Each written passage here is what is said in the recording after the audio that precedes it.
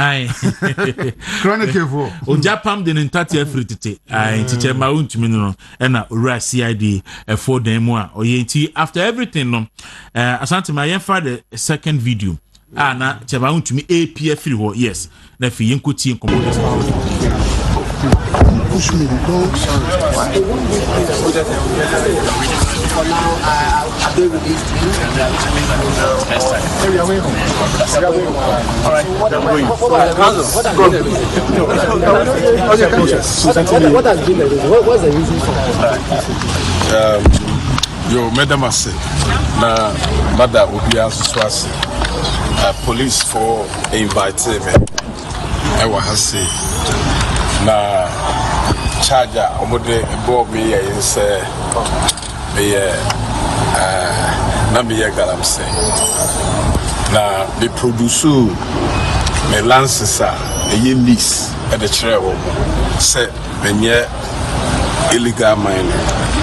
Na se menye galamse enti me de melances no e de kire omo ama omo hune de to so bio omo sa ka se me ye adwuma e wo forest and so me ka kire omo se enyame a enkonko ye adwuma e wo forest biya mu aye so omo evidence omo betimi e de akire na emre bi me apply lances were hot.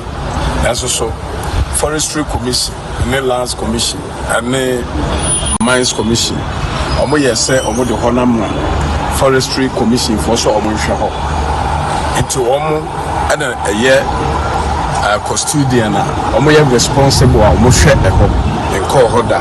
It is will be ye juma or honia bia and ye be dim and ye be bia and no and Omo Emma bill 2 sureties and CCR Yama bill CCR bill. How much am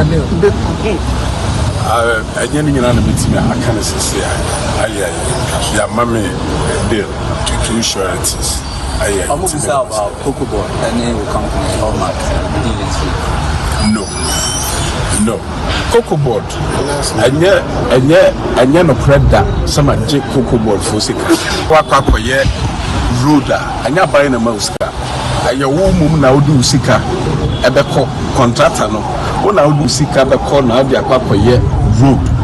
Ubia na highways for no Kwaku board for no.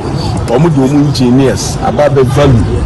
Aya road na wo ye na omo de boa rate omo de ma no omo de atoso e free BB certificate no ma raise when the Kwaku board for contracts na we mu say 28 days they should pay me but ye raise we no it take about 3 years ansa no omo tua me ka so Kwaku board cannot tell me say na omo ni won to be ka obia no so obeye ketu obeye kesi o na mpaso so obia no Kwaku ye adwuma de medwen say adwuma nya de a eye bone madam ase.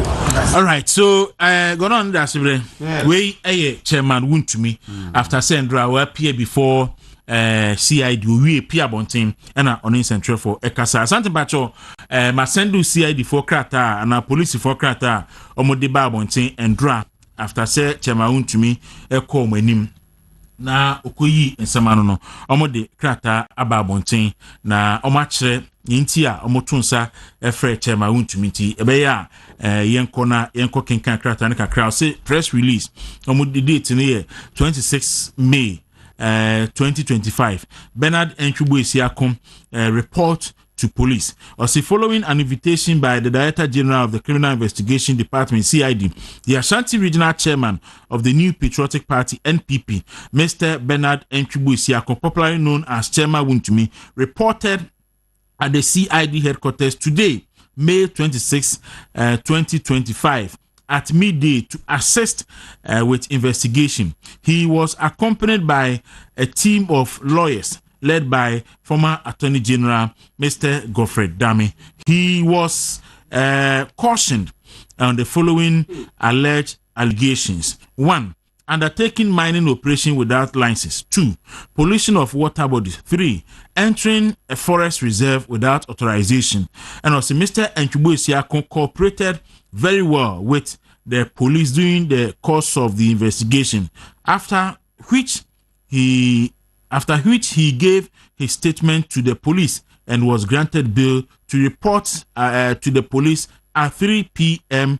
tomorrow, Tuesday, 27 May 2025. Further development will be communicated to the general public. Signed, Joseph Benefo Dakwa, Superintendent of Police, Head of Police Public Affairs Unit, CID, and Ode Eba Abonti. To go on that way, we a krata and dra. Chema untimi ko wie no Ghana Police Service for Ede Eba Abonti. Na question is say, dede any mumume ana Abbas Nuruddin any Kwame Plus nom any enkrofo twi say ye kuku chema untimi no eba cho ekosi sen e class die se Ghana ya nhihye ye niema ye bedumre bi ye benya sabe abodanfo no makogu parliament saa kodinsem hunu saa wotie se Kwame A+ or ye MP kasabontia, then you ask yourself say o man be ni woman and you wait so ye MP no or just it's okay to say sabe jimi se munko na oka we ye MP. Oh, so the name no kono man no hwe se constitution no be hwe ni yo msa hwe ni yo ne bedum le benya MPC bi o ma we mu a ye ne ayo rebe ho.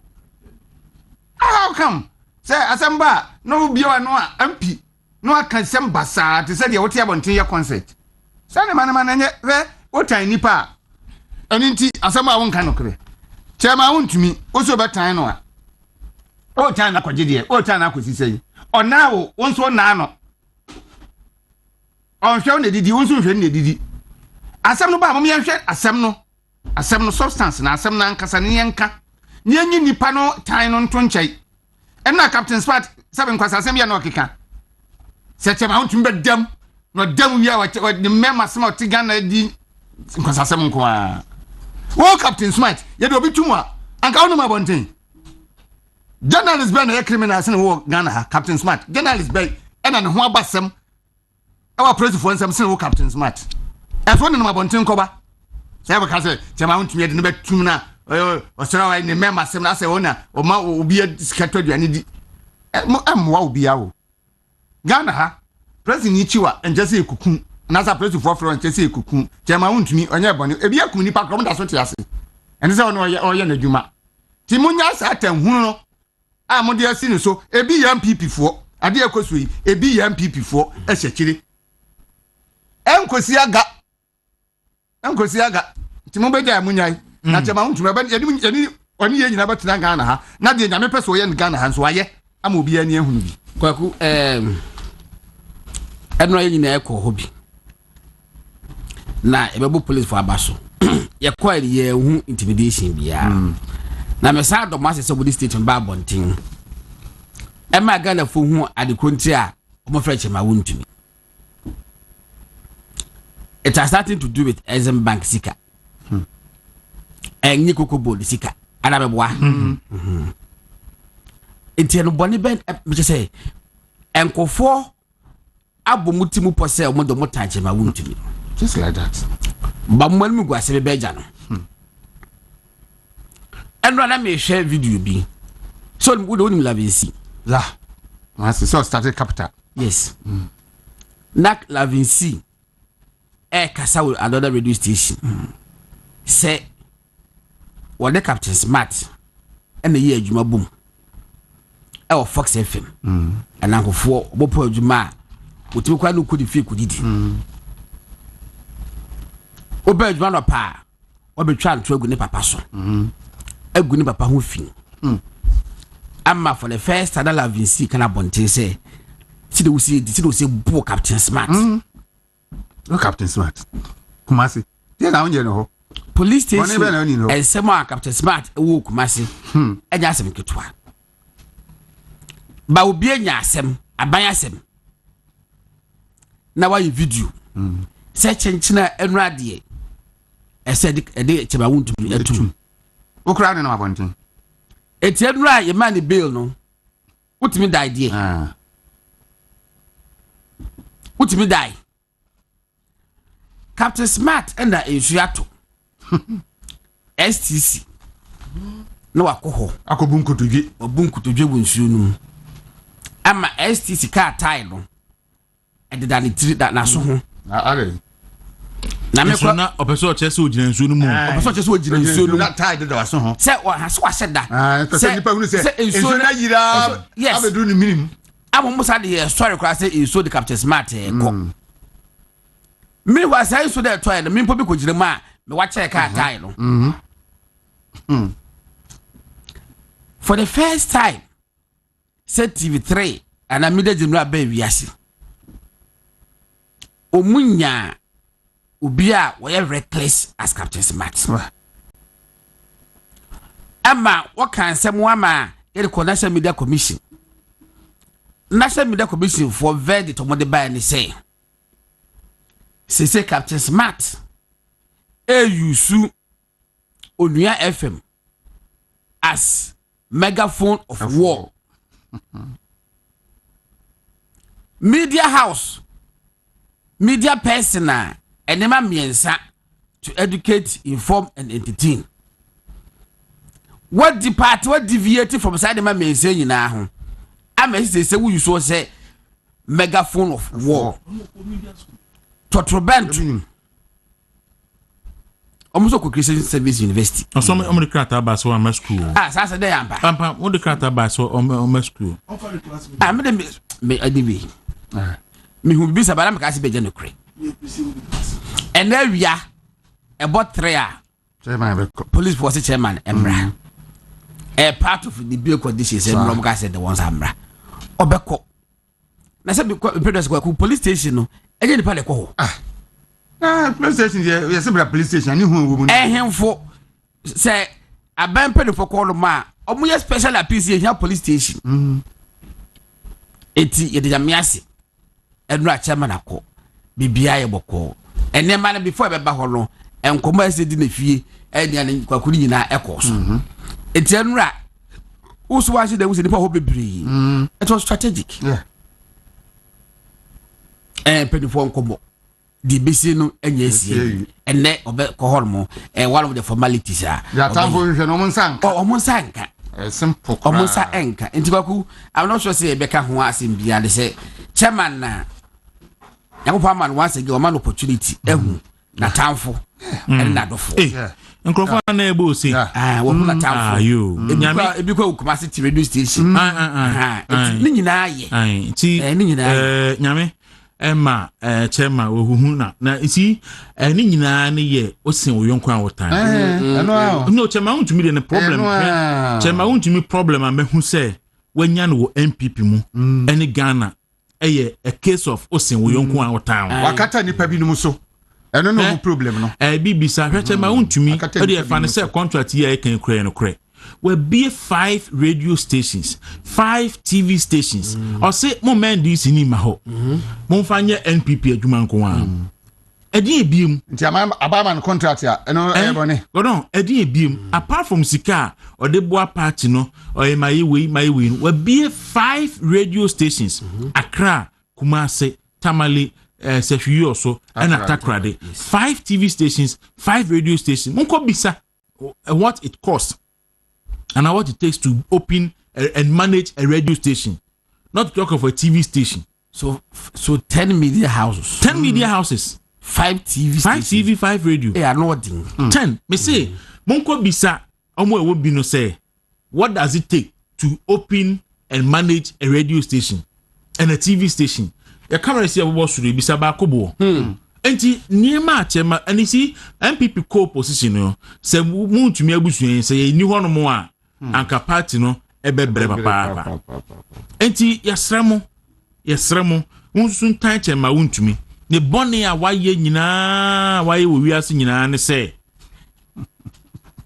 odo MPP na obo MPP hoka send bibre abusuan ha ye wuntumi radio 95.9 movement television so no twe abo apawonsema aduonu baako kai se aben peche promo ekoso star 256 star 4 hash star 256 star 4 hash for number 2 ni ye wuntumi radio movement TV Accra wuntumi radio movement TV Accra number 3 number of ticket episode baako 5 Ghana cedis number 4 ayo mumopin go on Mami Chief Justice asem no Andra the kinka ne affidavit ne motion affidavit and motion ode akọ no kwasem odon mami no me feeling the pain say emu eya ekwan a NDC aban no ede mami no fa so no emu eya pa emu eya pa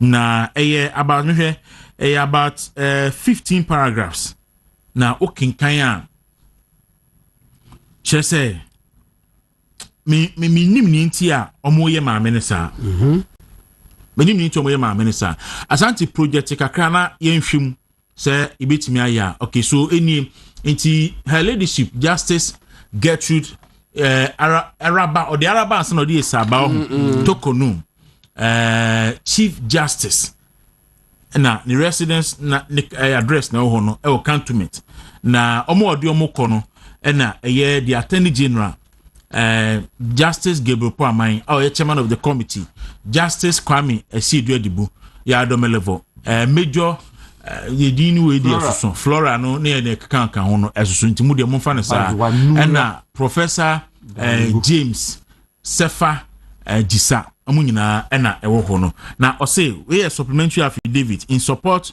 of motion for interlocutory injunction na ode akwakomo mo say omonhwe na omonka ebi enfa emano no say I Gertrude go on ebet say ebrini ho I ebetimi akenkan ni nyina but en somewhere ewo so no go ma me say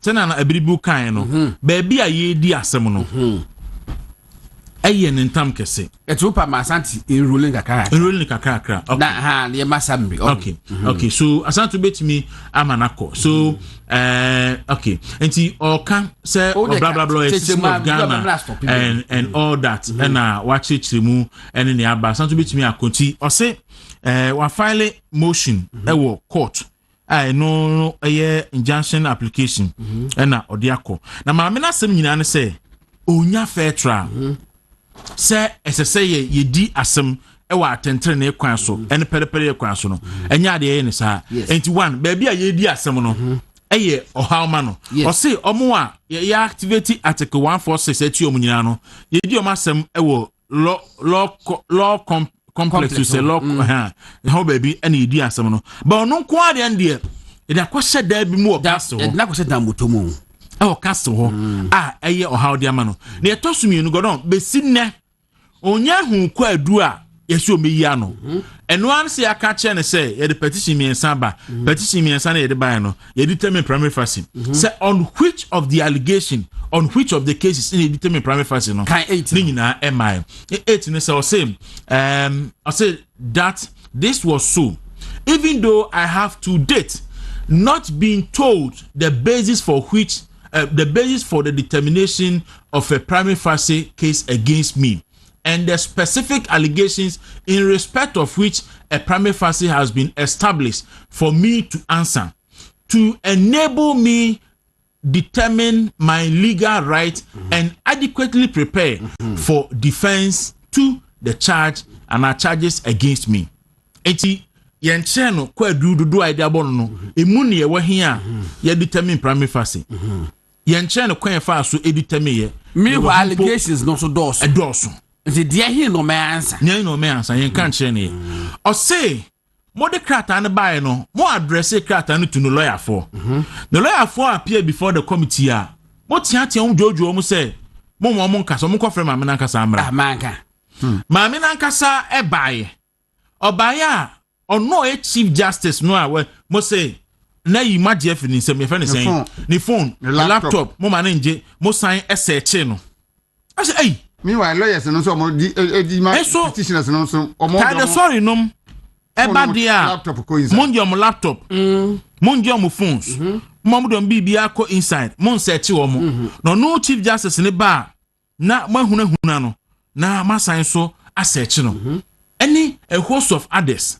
I say amama me no efo say enya ade obenya fair trial nti wa tro additional yidi akwakoma court ne say omonhwe na omunka bi enfa ema no ena ode eko na godon asem no mu ya areho na emu ewirem na ese Ghana ni bia sori na okasatia ne ekoso no hwe yenim asanto betimi ayi yenim se na hwe Professor Mensa Bosude amede asende wo yenim se Owura Mahama ene NDC mabo mutimupo se maame no ombeyi nadi na mo at least ma maame ne kwan to fair hearing fair trial no mo ntie maame ne no mu asem no mo de mo yenim se we predetermined o ma wie da ejomo de omo fa ma sania obia ye ne fa kwan papa so no omo fa maame no so enfa sa kwan na aso bi na no a Eko Vincent asefua e de asem no koye no I think Professor Mensa Bonsu on the true majority minority decision no and a unicolon the true majority ne de no na o kenkan maame na asem no a by quotation kakra bi no kan no I think say stand out na Ghana ni bia kan a me diri say sorte Professor Henrietta Mensa Bonsu ase enu tena me ka che da asebre say unya boten na professor for no ebi nim nya sapa okay so man kasa professor bi nim nya man kasa wa kasa na me cheto mo yin nya nsa no mo kasa yiye no mo do sen sebe apapahwe akwa for no asante patcho fa maame no krata no na portion of ni judgment no efa eto abonchin ha ne ehwe enti eniem o say fair treatment to the Chief Justice Tokonum, knowing the importance of the preservation of judicial independence in the country's ability in the court's ability to protect the citizens against the powerful in the community. Many are the provisions and safeguards provided under the Constitution. It is not for nothing that judges are required to take a judicial oath to administer justice without fear or favor, affection, or ill will. How can the judiciary guarantee anyone's constitutional right to fair treatment if it cannot enjoy any such right when allegations of impropriety are made against the head of the institution itself? The people of Ghana will certainly be the poorer for having a judiciary that cannot protect them against the overweening power of the executive. Another class of citizens on whom there will be hardship is the class of persons who have made a decision to serve the country in the role of judges. Perhaps they may be forced to rethink their decision, to rethink their options and career choice. If removing the head of the institution is no more difficult than removing a class prefect of a school from office. And the Professor Henrietta Mensa Bonsu enono ne ho ena me de no say perhaps they may be forced to rethink their option and career choices. If removing the head of the institution is no more difficult than removing a class prefect of a school from office. And the Professor Henrietta Mensa Bonsu enono na nasemo a okano ade bia chese wabo asem ni nyina na wabo no tofa no se institution ti se judiciary no so ono a entimi mo ne head ho ban a ebe den wetimi abo Ghana for ho ban ebe bi ho ese fe no ayin wa wo brawu no osumpa fe nam se judge for na ka se ntima mo ho ban a ombe de abo adisetu ya woto nkoko ho ban na wo panye judge keko judge paninu odano no one dano and goro isi me blame John Mahama me blame the Supreme Court judge for no adayin hwe ukokan Justice Akpalunum any ajetum versus the Attorney General and all the cases are about removal of a Chief Justice now. You realize say the justices of the Supreme Court no Omujina firmly behind the Chief Justice. But not in this case. But we are not seeing that in this case. Envy. when this crop of Supreme Court judges ni bi wo mu a one more time maame no o mani bere maame no cray enti na akoma asem na du ba bia du no because okokre na no regofre da me need nkoma obobo cases ni nyina so kire me and wo hwe cases ni nyina ni ruling na by now you see say na the Supreme Court no protected the dignity and sanctity of the judiciary and the head of the judiciary. But I come here Kwaku say in the case of Justice Isabato Konu Idie I say ye nso no ye nchine and ye din ya say we dey nya ntumagu dey say sando tie gu wow o me dey afele but go on aboa no say sorry yeso yeso go tuna aboa no ka chen o ko to say aboa si yon ko so no ka chen say sorry yeso ene minim ni ntia ne manyina ene me twi bibia na kam sa na de na koye yesi o ko to say aboa so kutubi so akase den sorry yeso en kase sorry ne so afrin so obeba so afrin so a obeba so Kwaku ade ne say civil society organizations no President Mahama succeeded in weakening all of them obi episka obi a purpose it will be enkasa but there ya what can I agree with you any pebia almost Supreme Court as judges enkeba sabi enka say obi ebone a mamon kama mun protect no but enema kwadu da bo maami de hi pa na sabi peduasa nyansa wo say gina so tu no yes gina so tu no ba we no emema pon so bo ma boso ko omo ye den ambo belt emema ambo belt mabo belt abu braces amene mia mo pamping sechenchina ma me ne beko ye bebo am ye yinedi the woman didn't choose herself as the Chief Justice President wa appoint mu bi ema moko Supreme Court ono anu appoint no as Chief Justice it added the nipa ba ko a why mu nyina papa se mu nyina ni mu nyam sin ba ko pe abe Chief Justice ta mu bi agangi up against her ebo me sikasem ebo ma favoritism bi ebo so an lifetime eye o say me be Chief Justice de ya na chese self actualization I have arrived me wie it is we nya dia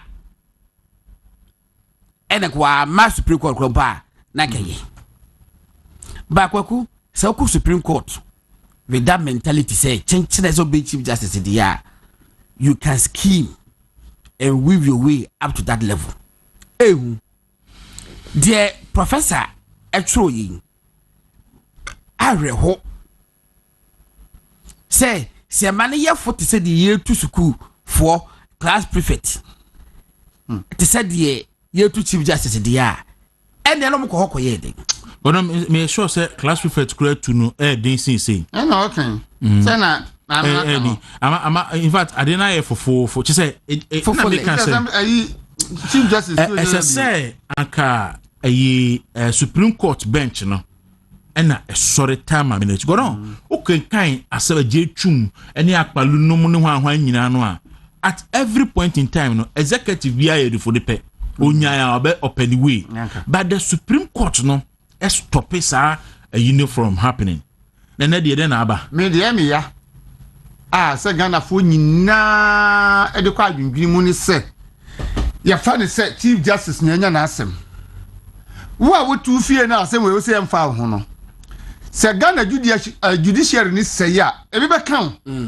because e bia benya asem akofi circuit court ani na emo akọ high court akọ appeals court yes siwa ba bia be pese oboko na wa kwajo atenten ni etwa to no Supreme Court ho se Supreme Court yin so ene ama NDC fo kwan a omo se no a obi ase yamfa no ho no e bedu mre fa ho no na onya kamafo omo ye hwani ye okay that's right ye be kona wa ye jadi nkrato na man but etiefo hunu say etiefo hunu judge for special birthday su bi judge for na Supreme Court bench no so no omo hunu say frivolous petitions there obi abetimi atro bi of course na edabi be ba almost nkrofo be tro frivolous petitions e dey aba o ya do be chief justice ani started na wo dey was sitting no e be friend wo tumu na be say yes na waba e kope ayi tumu akura bi ase papa dan bi a how say Ghana I so Ghana na e dey wakwa kwoto na ho na be hu say Obama there ai next it in Thursday ai nti da so be ba ana so betina hotel na abo na ohu be bi be ko Kwaku the say hard when say petitioners themselves almost won't home. Yes, almost all my evidence. There be now I'm fair witnesses. Me who I said petitioner no be my evidence. Now you cross examine. Yes. But petitioner say all my evidence because petitioner he doesn't exist. They don't. Eye nipa bi And I true. And I true say media nipa bi ano. Enti na lawyer twan ebo e ka say ese ma me no e free justice po aman as one of the witnesses because Onosu was part of the ruling now, and then what about some petition of an win? And so, what chairman of the committee, no, he throw us witness. That is why it is what chance that a committee no should be. Kwaku you see the kid to be. Daily graphic that you talk for page. Daily graphic. I want to bet me at the aba. Ya omaga na muna. Energy minister say 1,350 containers. Yeah, ECG for import. Ajire free ye hu bebe o Ghana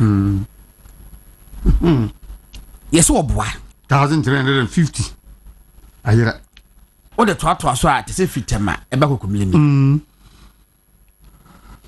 e che be hu an se yakohu fo wo China fo bi ho yakohu bi wo India fo bi ho afobu India movies nyina ma ye hu omoti committee bi bi ya me ko hwesa committee report no committee no report no on the mu containers na ayira no o ma quantity ene almost sorry ya almost 265 2,773 2000 something adia was 1,350 da ayira yele na ko hunu 2,673 don jina pa say pam no free ne ministry ho Kwaku ya ye me yam se nipa bi dodo almost say after the containers ko hum port wa nyina wo port ho I said na NDC minister say ajoma ma papa o mu di is it the case say na komu kan hisi no o ma fa akoton adi an am say no person mo ye komu ka say Ghana fo anka ho hwe me kan wo ha say ma ton adi o maka saa asem no keke se be wo akoton adi sa na kompeso mo ye na Ghana fo ani abre komu ko twedi aka port ho Kwaku minister no ko port so mo ko hwehwe o mo ko hwehwe no mo kan ye no e was say the short to ye na Kwaku port no e so tia Ghana na port kakrawi port no security e fe de say zone e sa ye enclosed enti man check say ye fa na wotwe anchi he hwehwe nyina ansa na minister put that na be trouble is it possible say over 2,000 containers ebetima sheshe baby o port no ma obi ani midin ye ni be free buy na shishemu na ho so say Kwaku wo mo agent for ECG no oye hwanya ECG for kaso on fa say na emra da bero de containers ne buy o di ja hwan ni nyina ye nka ho asem na misuro mi gidi se containers no e kwa 5,000 wo baby eno mo twedi because the year it seems a ECG for putting number of containers are more expected. Because we say 1,350 ayira. I feel so ko 2,600 and something. Is it possible?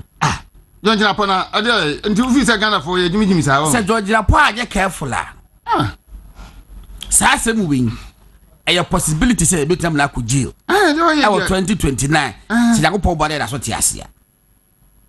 ECG containers in so Janjina po anhwe ya there is the possibility say a bit mean amana ku jail. Containers say ka say ba ko boy say. All right, yes, I'm saying in back boy mekai na mai but mo de mo ma me fa onsia na da se be mo bo gaton die so man. Yanya birthday na san ya. Yanya birthday no. Okay. Enti birthday. Ne I think say that is yeah me media asante na the minority leader of Ghana's Parliament, and then MP for Futu constituency, Honorable Alexander Kwamena Afenyo Markin, and the birthday. On behalf of the movement in the morning team, any want to me more to media, we should know happy birthday. Now, yes, Senya Coupon. Unstrano na omana kudro ni ahoden a obetimi adi minority no anim because you might do money no eso now the Bible say ekuo kitwa monye den mamunsuro nti enim say ode ahini be mamo nti enim say omuso omunsuro nti esres nyame emana ahoden na omano enkwatenten Honorable Kwamena Alexander Afenyo Mark happy Osahini yeah Osahini happy birthday man happy birthday okay Mr. Santi ama upon precious and your birthday and Angela say yemfa afidie so na yema happy birthday ama upon precious yema happy birthday afi Sharita Kai Kumoji Sharita Kai Kumoji want so ene eye o birthday ti wadamfo Angela say yemfa fidie so ema happy birthday Mr. Santi yedo ase bien orientism all right ye de ani etwemu ayawa so Central Municipal Assembly ha na Municipal Health Directorate no women health facilities are ewo ha no both public and private no omaka bomo omoye mass screening campaign and hypertension awareness creation target at least enipa 4,000 just remember say municipality mu ha no binya be say enipa be 4,000 ayom ho adwuma na so the no 17th of this month no mo sha say be wie 31st of this month into municipal health directorate no the two man for nyina nim say hypertension no nipa bebre wo bi nso yenim mesremo mo aveli mo ho na ye screen mo say the be ya say bibi say ekoso am behunu na amawo hunu na ma wose say utuo na onso so ode ba ho bai eno no ebebo papa panti wei say wo hwe assembly na wo mo ewo ye nche he ya solar clinic nche ho no mo ho na wo kwa obehu wo no mo na omo nso aboawo ye ka se ne ye solar natural clinic nso aso ye na ya kwa akwaji alersa Dr. Solomon Simen kan kire obi bia wo tie ne de o hwe nse nyame atwenade a eye alersa tumi a wono nso de bo Ghana fo wo ma specialize ewo fertility problems ahodo mu afi wo kidney disease bi liver problem wo na satata eye edima anase enakrokro tacho insomnia udu anajo ntumi na nyina no omoye ho adwuma wo prostate issue bi afabra anase wo UTI urinary tract infection ana STI sexually transmitted infections are so like fabra onya de beduru ha nyame tumi ntino ombeboa wo na wanya wa ho den ansa na wasan akọ omo mfidie nwa asom de hwe ni padua no mu oba betina hwe ni padua no mu ehunu de ha wo ne kwan befa so a metumi asoso anu ama wo oye laboratory test prostate scan na fibro scan nyina so ewo ho omo kokomlemle oben Harvard Senior High School Dr. Sefren was 0553 932 0553 932 na enino enkasa Islas Enterprise ton generators akese ne nketwa dantemo ene ahuru ni nyina bi ene ya dum so mo ya dindindin ya obia ehunu ne ho anu misofo ni kiremo Islas Enterprise na koto generator ni bi wo ye hairdresser wo ye baba wo ye electric welder wo de kra de coaster na wo ye coaster fo ye mobo o kofie na wa num ni fridge a omra no na dum so asɛ no odum ni fridge ni so a omra no na nam na gum no so asɛi eninti akoye bibia wo ho misremo mo hwɛ Islas Enterprise achi akwan na mo kopɛ generator ni mfa bobo mo adwuma no ho ban sɛ de bɛyɛ na enema bekoyie amamo o rane radio na TV station 24/7 ese kania ni siso a o rane hotel and I operate hotel for no se nipa ba ku mienu kra ne da ho a yedum light ese o provide light ema wo no mo uni generator asembeto pa ntimi se Islas Enterprise monko ho o de opa akọ na ko ka kire wo no on ba ba hwe adwuma no ne kese ni se de tie mfidi a wo yusu no ho nyina no no matimi I recommend generator ebeboa wo ama adwuma no tumi akoso nso ama wo na sa woto generator kese no bi awo useless enterprise a o ma di sika so na mo de akọ adwuma mo akọ fixe na installation bi eso me bia o ma ye oni de o ye di chewa untu sika bia ewo akiri open borehole pump ana water pumping machine mo wa di challenge yi bia to a eno so benye bi mo ya kwan mo hia heavy duty equipment it is a compactor ene ne ka ho nyina no oba useless enterprise a benye bi e o Ajega no bridge ben 69 American House.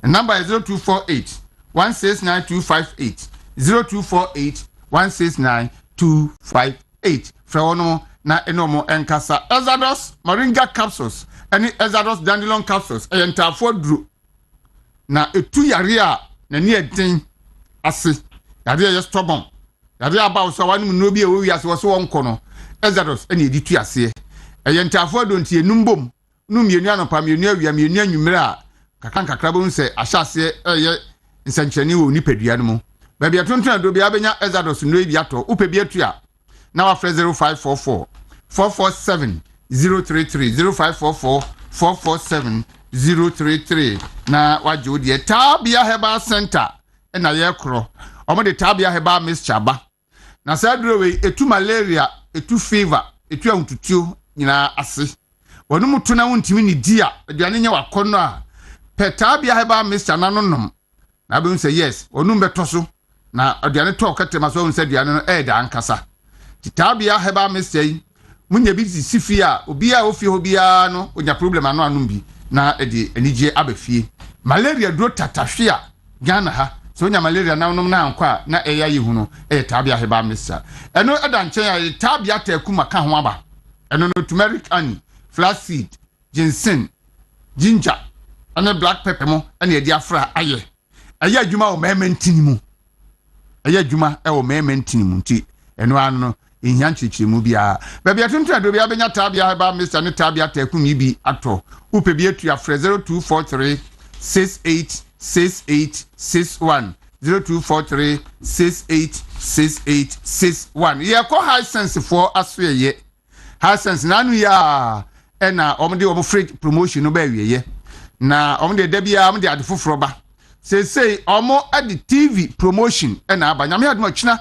ena omo hye TV promotion ase 28 ombe wie no 8 June misra uhia TV a twen ode enkone enko ba bia ne fasika no to ho nyame ade mo china no nsia kan na do ani akire mu e wo high sense omo showroom bi e ben wo no akotwen omu bie ya na wo wurem akwaje odie no ano no na omu TV die chale ote ho hwa out say yes picture quality no was so kama na omu wo free 32 inches sa kopim 150 inches imagine say ukuta 150 inch TV all dem na dey hwe ball Barcelona tete Real Madrid wani beje rough timisew nkope bi ento o matete so pa we twemu abakwa akoto na boarding ntine ya no ajodie ne chese enima akoyie amaun baby awo bia na ye de ne a showroom bi ben unim na unim nti de oben so obefo mo number no afre 0302 550 000 0302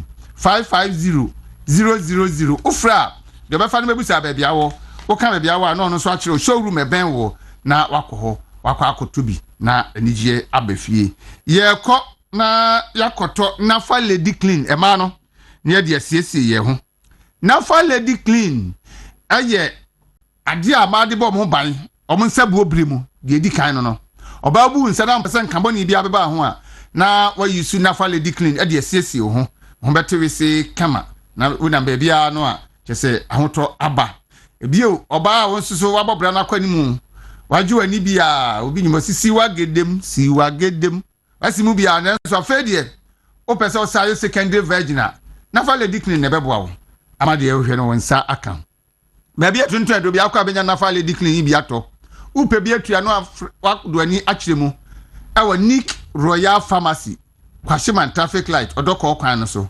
ana wa frɛ 0531 156 556 0531 156 556 na ema anya nafa lady clean no ne ma nso anya level natural capsules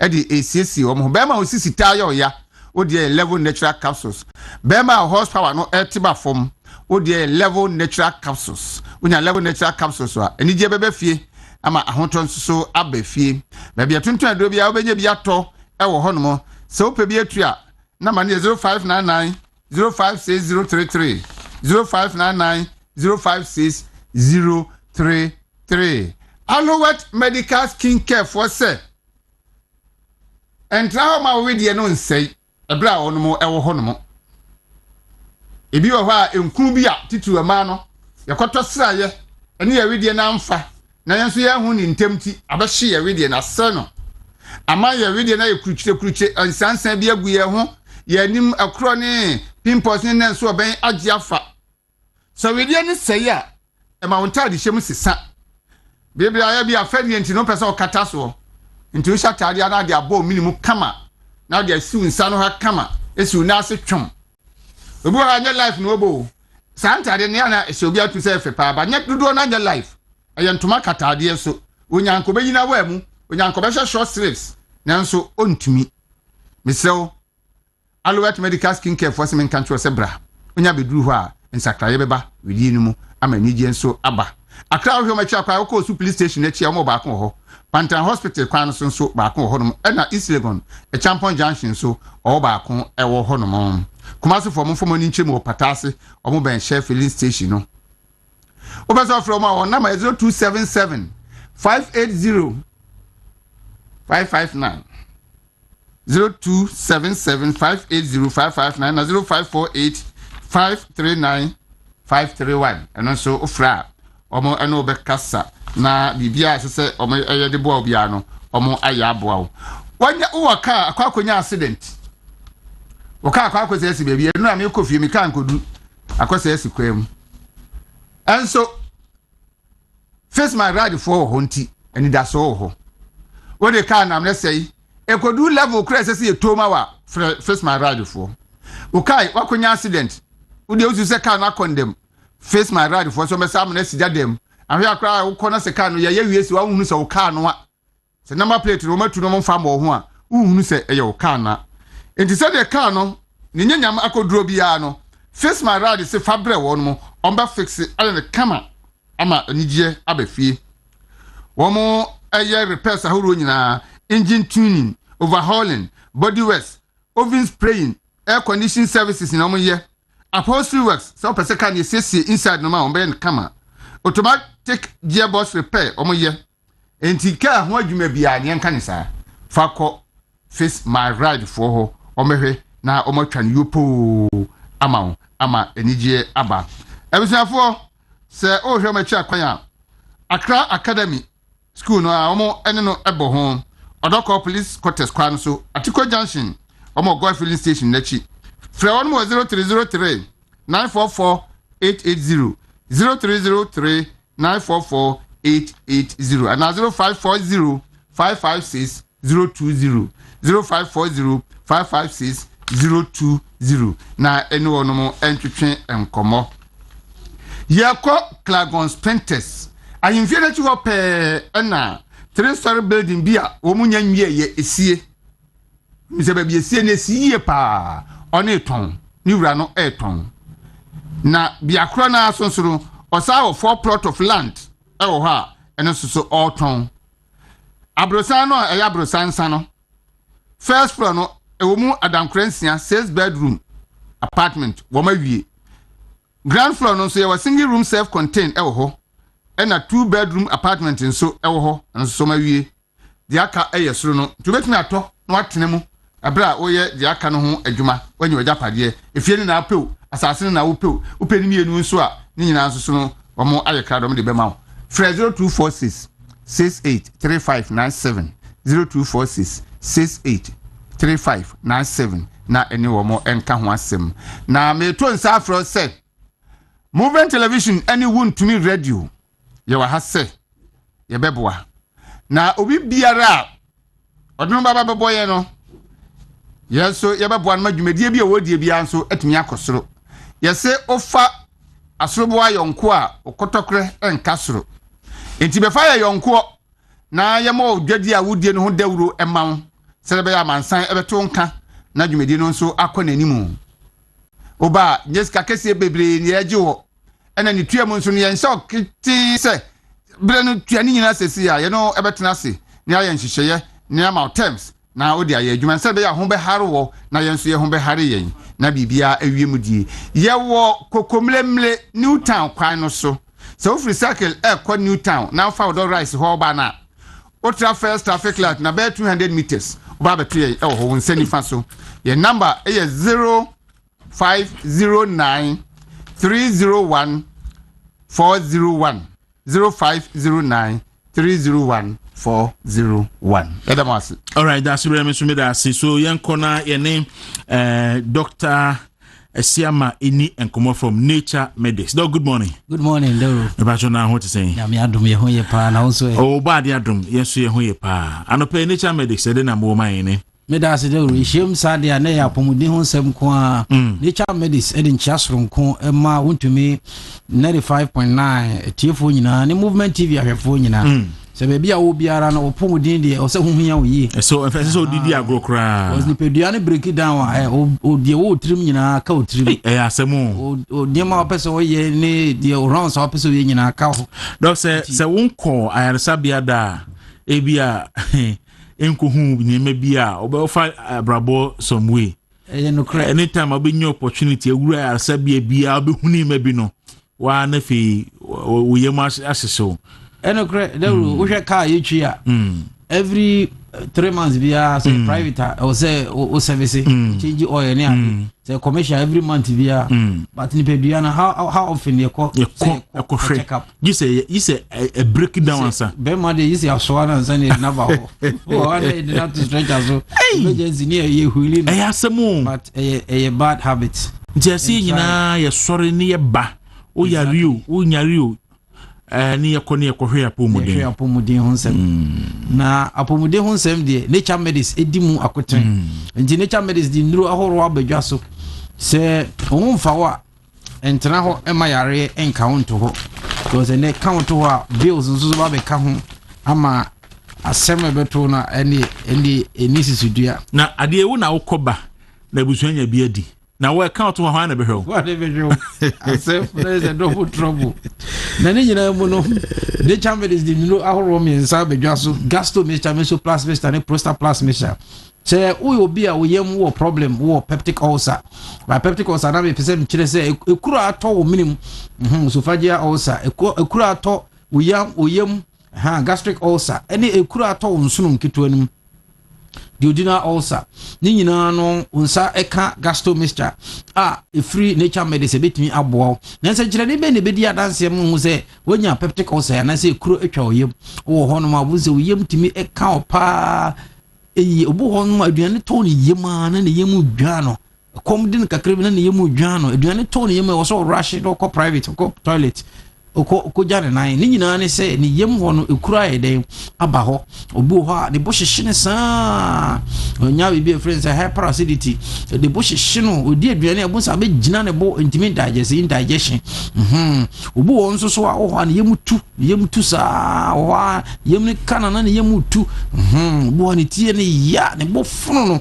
ni nyina eye ensenkyerene a kire se peptic ulcer no onya bi na obu ho nso so abu se ne mfimpade bia mfimpade ni hia ewo ne nofo ase ho no mu no eye ne ya kopie na chi ni nyina eye peptic ulcer na peptic ulcer ne ye ona so wanye ho adwuma beduru meyi no bonse ahyase ne epefriti na yise bone nso no tukuru se medical kind of have de bia se oyemu no eyi acid bia friends hydrochloric acid ano wo hyepa te se de rigu ka battery mu no ni nyina ne se boa ema digestion enuane ayi di na timi digest yi ndi se wani dia na start na ekorodi se kura to yima na ahyase na wewe nam no ba ne saa na etimi de health kese etimi de broba ni nyina mu no saka gasto mixture ebetimi abo se eye woyem na ye woya se eye odidi a oti pace se woyem na etu anase odidi a na show so ni nyina gasto mixture ebetimi abo na apart from that no gasto mixture so timi boa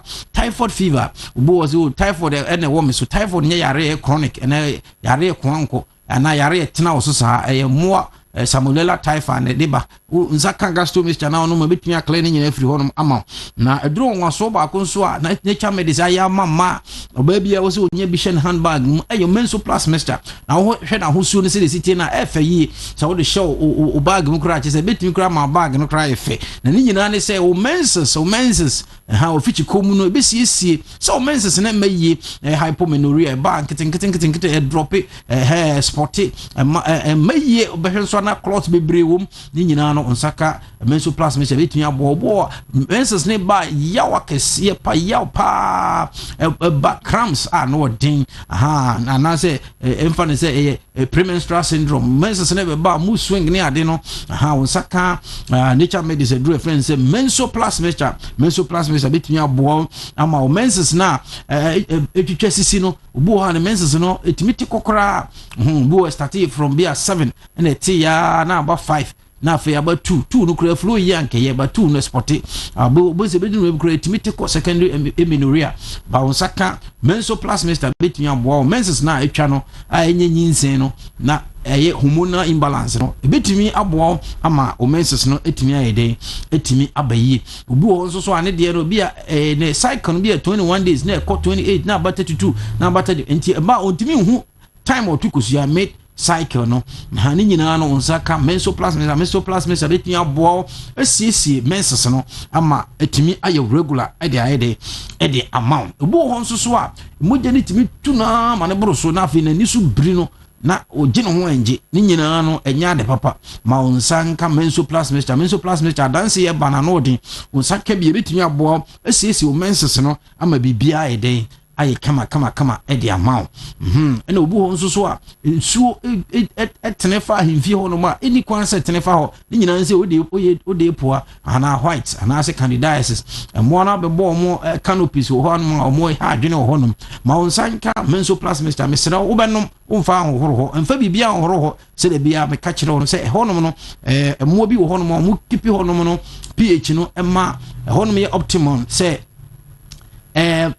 inhibit microbial growth chese emma moa entimi enyini wo honom it is all the nema hyehyehye wo sa akakadura na odi nsuo horo anase mra na nema horo a beduru mebi no honom be free gate na emane enuru sa level no ndi say e ode po na e hawa ma wonsa enka menso plus mixture ebetumi asisi honom ama na duro won aso ba ko so ampese me ka ho asem free nature medicine obema bi ehia obema biara awo 40 years and above there wo say hwa wo ko check your prostate gland na say dey sit oyi ni patena mu be say 4 to 6 there o prostate gland etimi ekese na ekese a present say acute prostatitis infection bi akoka no ama prostate gland like ekese benign prostatic hyperplasia prostate na ekese a enye kokram na prostate cancer na prostate cancer na ye wan tu wana ma unhu kosi se ye be diagnose obo be diagnose na ye too late wo ye ho hwanye de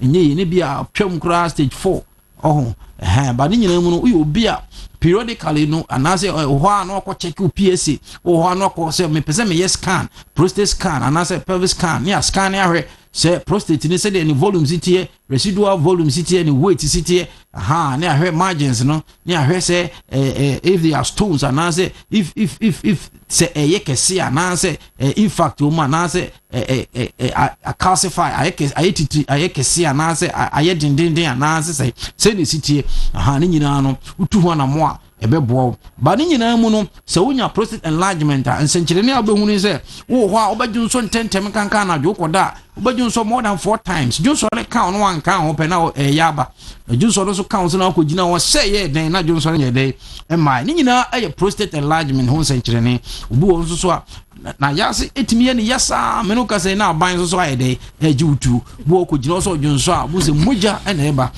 ni nyina aye prostate enlargement ho nsenkyere ne na so wonya prostate enlargement a ema bibia hawadwen ma wonsanka prostate plus mixture if nature medicine ya tie boss ne aye ne yi wonsaka ebetimi abo ma prostate wonsem no etimi esipi esita e de ama se eye dwunso mu yare o dwunso ntentem mu dwunso a oti pins wa yase ye o ya dwunso no etemu a entimi nko urine retention one of the complications of prostate enlargement and say beduru mebi no dwunso no ukogina wo se o dwunso a entimi ma bi se drobe no ayemre ɛna prostate no nso so apia aka amadoro bɛn na atwom te junso no ntimi mba yɛ sɛ yɛ shop catheter na ne nyinaa mu no wo saka prostate plasma free nature medicine betumi aboa ama urinary retention no wetumi edi so nkonim nti nuru amabɔ so prostate plasma menso plasma gastro mixture free nature medicine no wobɔwura amam ha ba bia ɛtɔn adura na wo so wopɛ aduro bia wo nsa betumi ayɛdɛ wo nsa betumi aka na open bebre nso na sa wo ba bia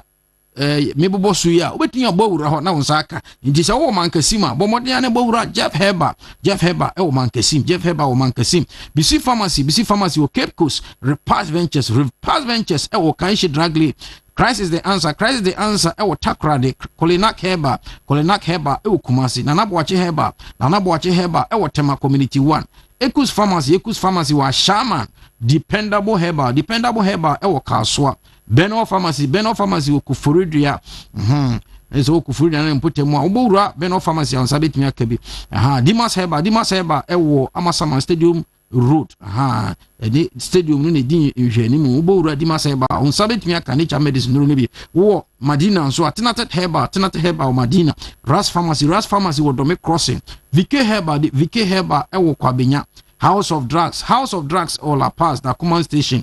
Tribe of Judah or Kaswa Old Market. Widama Pharmacy was Shaba Lebanon. Nyamiadom Herba, Ewo Pokwase Festus. One of us who two in Ramabosu, Gasto Mr. Menso Plus Mr. Prosta Plus Mr. A free nature medicine. Obeting your Pususa Ahomai 0248 778 899 0248 899 na ye kan nature medicine dia na ye kan Prosta Plus Mr. Menso Plus Mr. Gasto Mr. Bowura baby e twen drobia na usabetumi akabi Dawuro medase doc Menso medase papa nti osa nsem no de mafo nkohwe na prostate nsem no so mema no nkohwe na edu baby a say be me onya prostate ababeju tu hesape amafo say on the amafo surupa say ababeju mutu no abaju tu so as obedi amia na abanya nyi wutu kura amafo adi amia na ababeju wutu esa asembe to pa nti yedase na chief on friend numbers na omunkopa omachi kwan so yene Dr. Siamana edin koma misro kai national mama say abe peche promo no ekoso star 256 for hash star 256 for hash for number 2 ni ya Wuntumi Radio Movement TV Accra. Number 3 number of tickets I'll beat me to 5 Ghana cedis now do mumo pin no e account na wadi enkonim me kwa kofa medima fo heba fo nkra to so de ato aso me ba yeni abedwafo no betnas na edi enkomano pay mamenfa good morning kase pa Emma Sisi Anima Afia Odomame owo MF Estate anopay na ohwe zi anopay good morning to you mejidi se ohoye ene ebusuafo nyina ye kofa midimafo ene nkrato akanaba ye ba ye beto ase basisia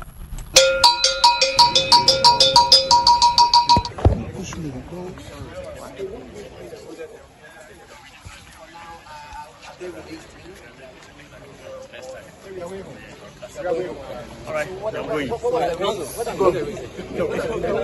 the process? What has been the reason? What's the reason for? Yo, Madam Ase, na Mada Obiasu Swasi, police for inviting me. I was na charger, Omode, bought me, I say, na me galam say. Na be produce me lances a ye lease at the chair wo say menye illegal mining na say menye galam say enti me de me lances no at the chair wo ama omu hune ye to so bio omu sa kan say we ye adwuma I wo forest and so me catch am say enye me a nkonko ye adwuma our forest be mo aye so mo evidence omo betimi ade akere na emre bi may apply lances wo ho that's so forestry commission and lands commission and mines commission omo yese omo de ho na mo forestry commission for so omo nhwe ho into omo and custodian omo ye responsible a omo hwe eho enko hoda ti so obi ye adwuma wo ho ne ade a enye medimu enye bibia enum ana ewie ye no omo ama bill two sureties ana CCA yama bill CCA bill How much is the bill? Enye ni nyina na betimi aka na CCA ya mame bill two sureties. How much is about Kwaku board? Any will company or market? No. Kwaku board. Enye no credit sama je Kwaku board for sika. Obia no so wo ko no akakoye road a anya buy na mauska. Enye wo mum na odu sika ebeko contractor no. Wo na odu sika beko na obi akakoye road. Ubia na highways for the Kwaku board for no. Omo de omo engineers about value. Aye road na awoye. Na omo de boa rate omo de ma no omo de atoso. We free BB certificate no ma raise. When the Kwaku board for contract, na wo mu say 28 days they should pay me. But ye raise we no. It take about 3 years and say no omo tuya me. So Kwaku board cannot tell me say na omo ni won to beka obia no so obeye ketu obeye kesi o na mpaso so obia no kwakoye adwuma de medwen se adwuma nya de a eye bone medamase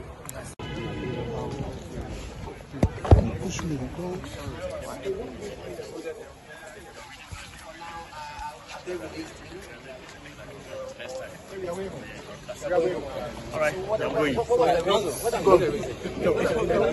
the process? What has been the reason? What's the reason for?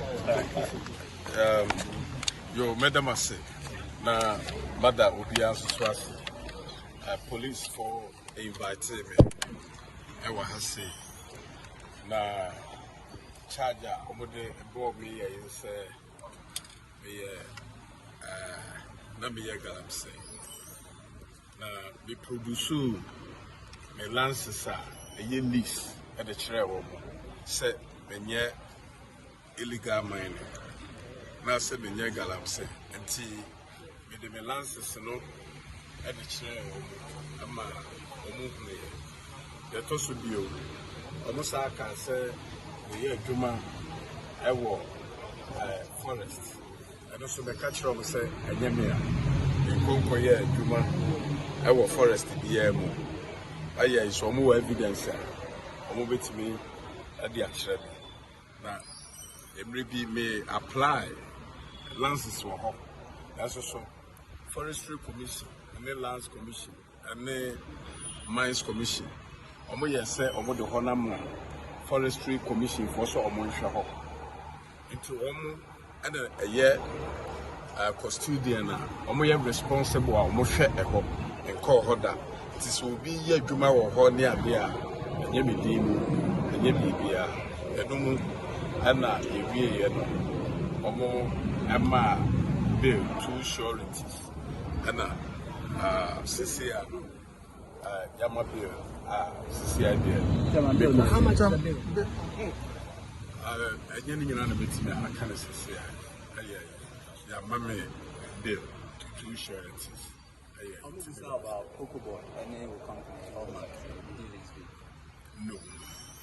No. Kwaku board. Anya no credit sama je Kwaku board for sika. Obia no so wo ko no akakoye road a anya buy na mauska. Anya wo mum na odu sika ebeko contractor no. Wo na odu sika beko na obi akakoye road. Ubia na highways for the Kwaku board for no. Omo de omo engineers about the value. Aye road na awoye. Na omo de boa rate omo de ma no omo de atoso. We free BB certificate no ma raise. When the Kwaku board for contract, na wo mu say 28 days they should pay me. But ye raise we no. It take about 3 years and say no omo tuya me. So Kwaku board cannot tell me say na omo ni won to beka obia no so obeye ketu obeye kesi o na mpaso se obia no kwakoye adwuma de medwen se adwuma nya de a eye bone medamase push me.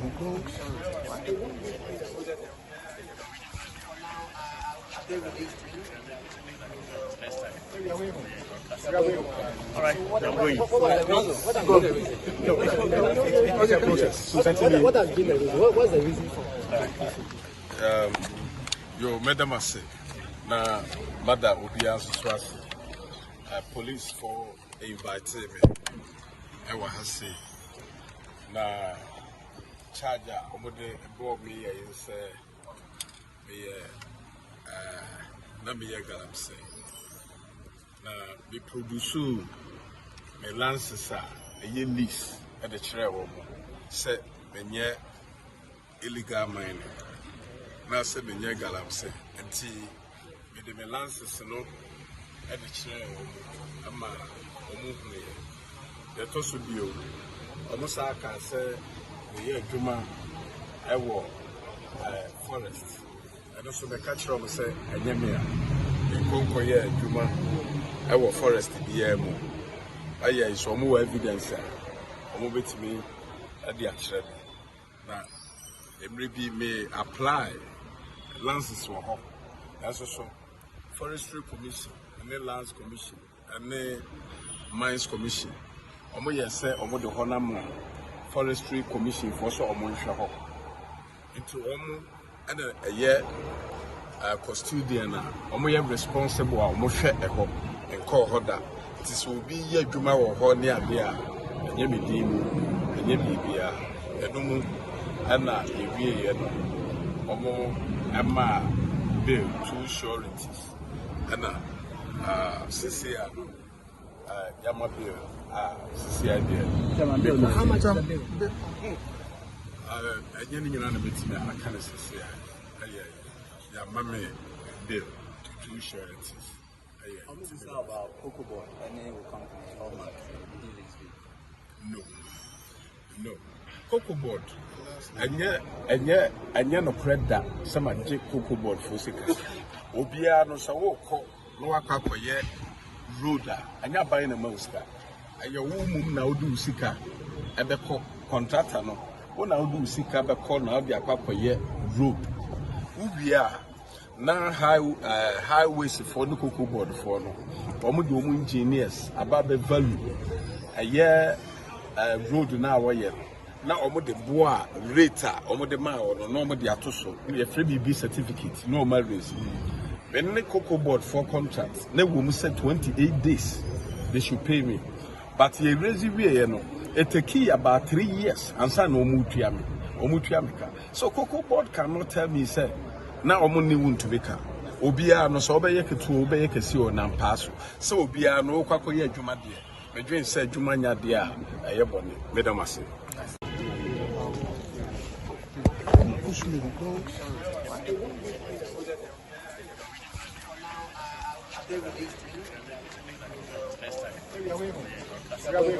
All right, I'm going. What's the process? What has been the reason? What's the reason for? Yo, Madam Ase, na Mother Obia Swasi, police for inviting me. I was say, na charger, Omode brought me and say,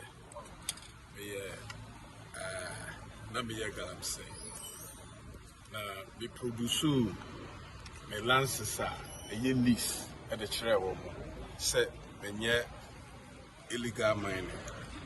Na se me nye galam se enti me de me lances no e de kire ama omu hune ye to so bio omu sa ka se me ye adwuma e wo forest e no so me ka kire omu se enye me a nkonko ye adwuma e wo forest biya mu aye so omu evidence omu betimi e de akire na emre bi me apply lances were home. That's also Forestry Commission, and then Lands Commission, and then Mines Commission. Omo yese omo de honam Forestry Commission for so omo nhwe ho. Into omo and a year custodian omo ye responsible omo hwe eho enko hoda. It is will be ye dwuma wo ho ne ade a enye medimu enye bibia enum ana ewie ye no omo ama bill two sureties ana CCI yama bill CCI bill How much is the bill?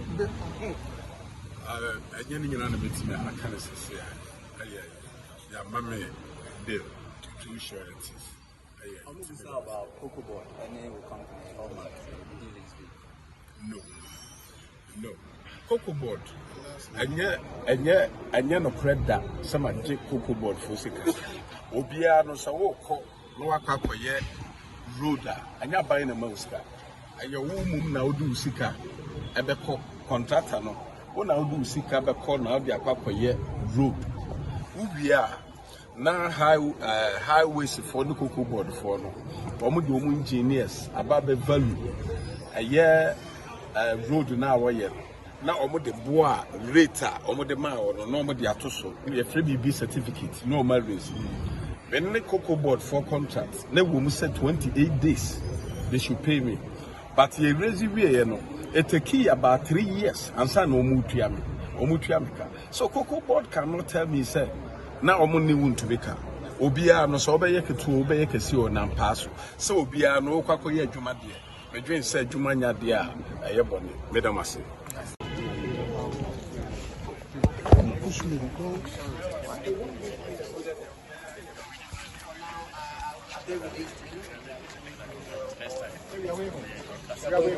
All right, I'm going. What's the process? What has been the reason? What's the reason for? Yo, Madam Ase, na Mada Obia Swasi, police for inviting me. I was na charger, Omode bought me, I say, na me galam say. Na the producer, me lances a lease at the chair woman, said, me illegal mining. Na se me nye galam se enti me de me lances no e de kire ama omu hune de to so bio omu sa ka se me ye adwuma e wo forest e no so me ka kire omu se enye me a nkonko ye adwuma e wo forest bia mu aye so omu evidence omu betimi e de akire na emre bi me apply lances were home. That's also Forestry Commission, and then Lands Commission, and then Mines Commission. Omo yese omo de honam Forestry Commission for so omo nhwe ho. Into omo and a year custodian omo ye responsible omo hwe eho enko hoda. It is will be ye dwuma wo ho ne ade a enye medimu enye bibia enum ana ewie ye no omo Emma bill two sureties and CCI yama bill CCI bill. How much is the bill? Again, you know, I can't CCI. Yama bill two sureties. This is about Kwaku board, any company or market. No. Kwaku board. Anya no credit. Some je Kwaku board for sika. Obia no sa wo ko no waka koye roader. Anya buy na mauska. Arthur, private legal practitioners.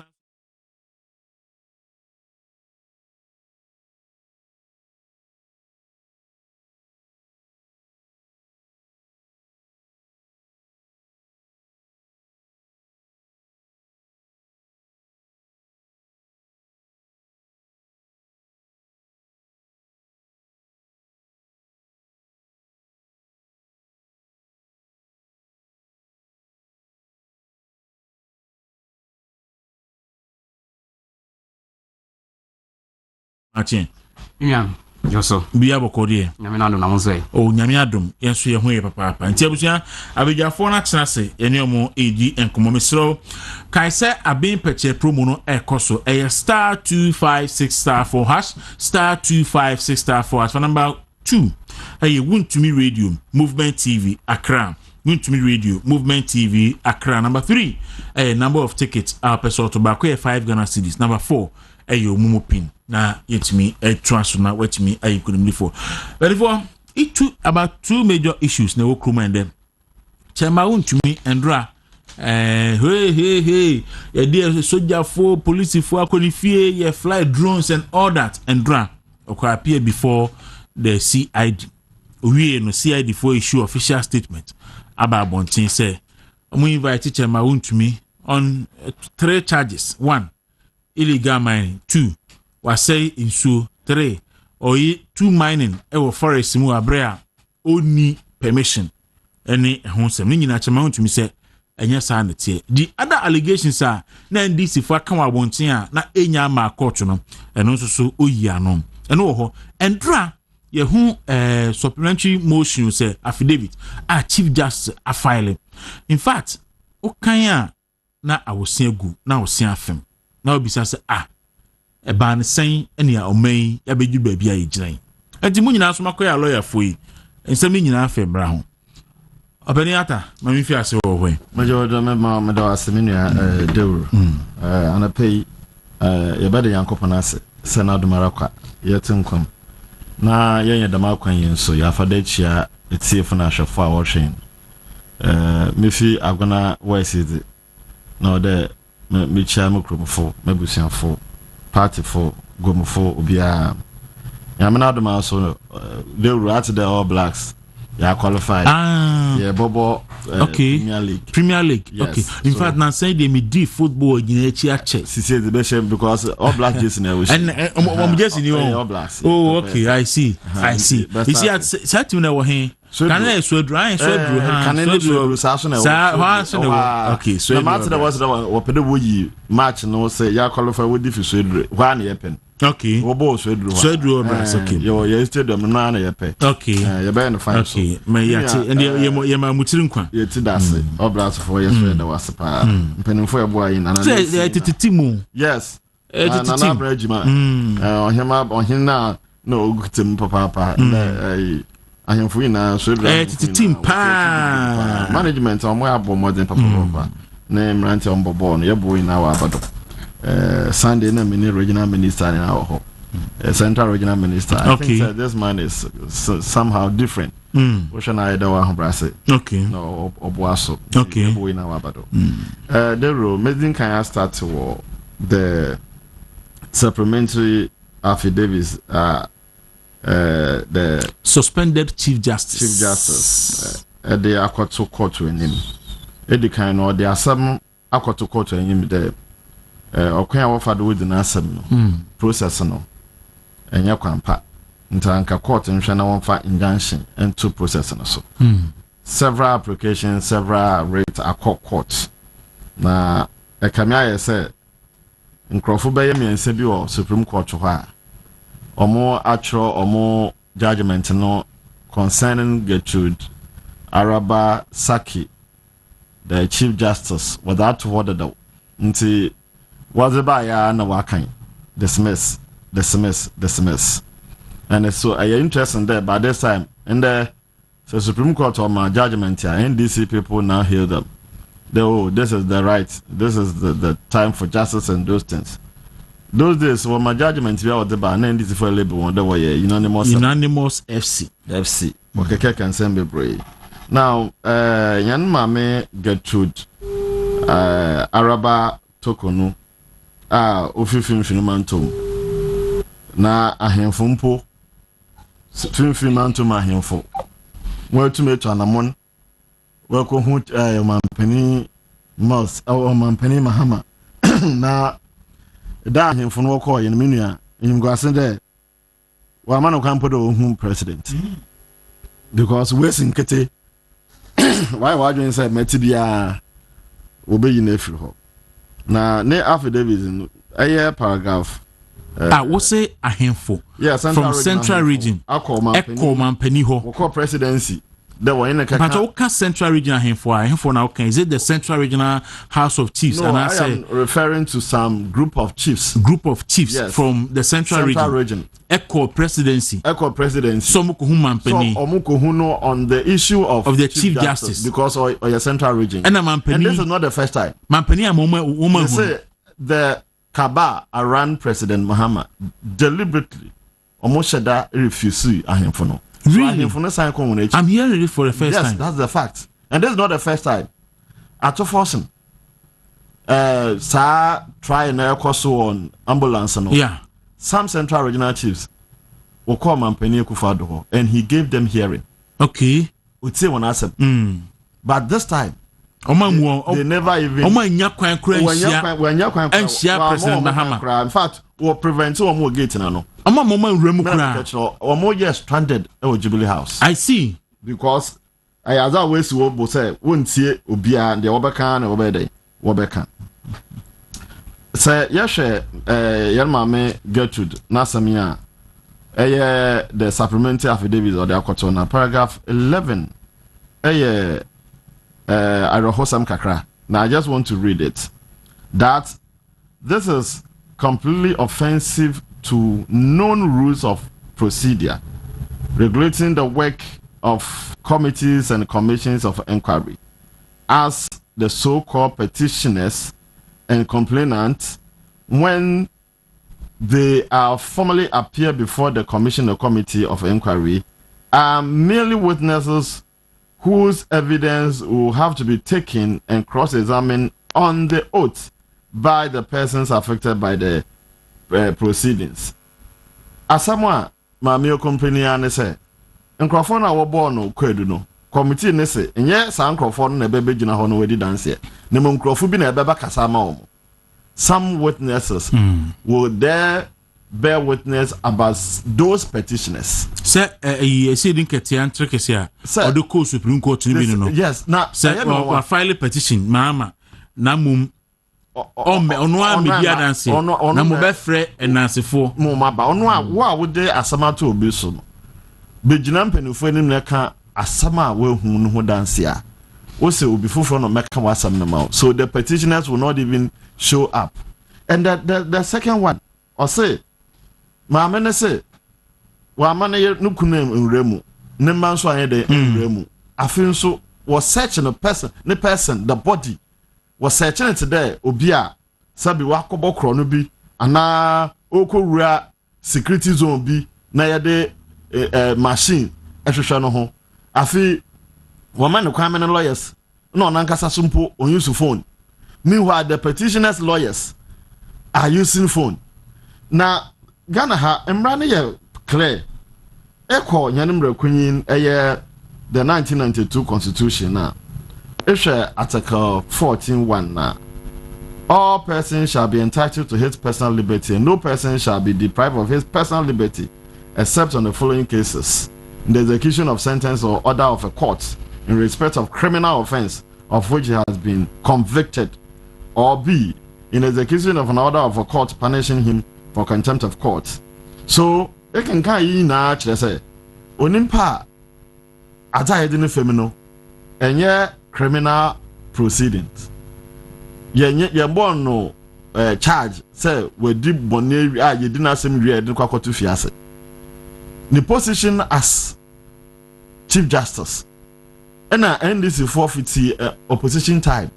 Oma born in Chenia Sawaba obey na. The last time I came where they had desires, the photo will follow. I dream in either yen in fiho, na yan fa yin pa mesha ho. Into waka from Kofubi waka petition. It is not criminal proceeding. So why would you subject her into such inhumane treatment? Truly and in fact a torture. Yeah, they said not dream should be a warrior here in no castle where mostly in Yama home say castle yeja ho use yan fan yeshi what why security a kaba bia uguha what okasha. And and this woman, but I'm told, say, just Major General Aqua. Yeah, now fasten. Are you cool? Can't judge for no fasten. Commissioner, Etna, Sa Kelly National. baby e kan maame na asem no ehọ na mo tena ehọ na mo tena kan sa yes a commission tena ase eda ye koche na ofa ekunu no na Gertrude maame Gertrude that then abofa Gertrude no hobby so she saw how ayeche na ofa na yede no koye koku na wan bebiem eda na yede no koche mu a yedi na asem no ehọ na ne ofa yekum no ehọ nso a na yedi na asem so clearly why just say a mental torture. Yes, this is a mental torture. What didn't femua no who say yes, what it no. Now obia ko bokro no any treasonable offense. Enya asem o tu constitution egu onkitetuo onkite hwe. Obabesia would na be even the hearing itself cry something. But what the make na baby yedi asem. Obi and hobby, I am the only person. So when you come out with whatever you want, who bear me? Who bears me witness? When a baby dancer, mammy so.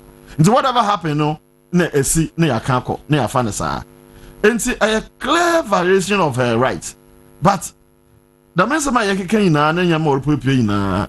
Emma dance dia ye nim fa endis ho no oye krope. Wa adwena de obaku lapse judiciary. No why judiciary as a branch of NDC because chade bibi abokodu bia your political hand. Everything is a political hand. Into me why no what they say judiciary and the man why the time about one party what it so what a judge for no lawyer for no kunkumon.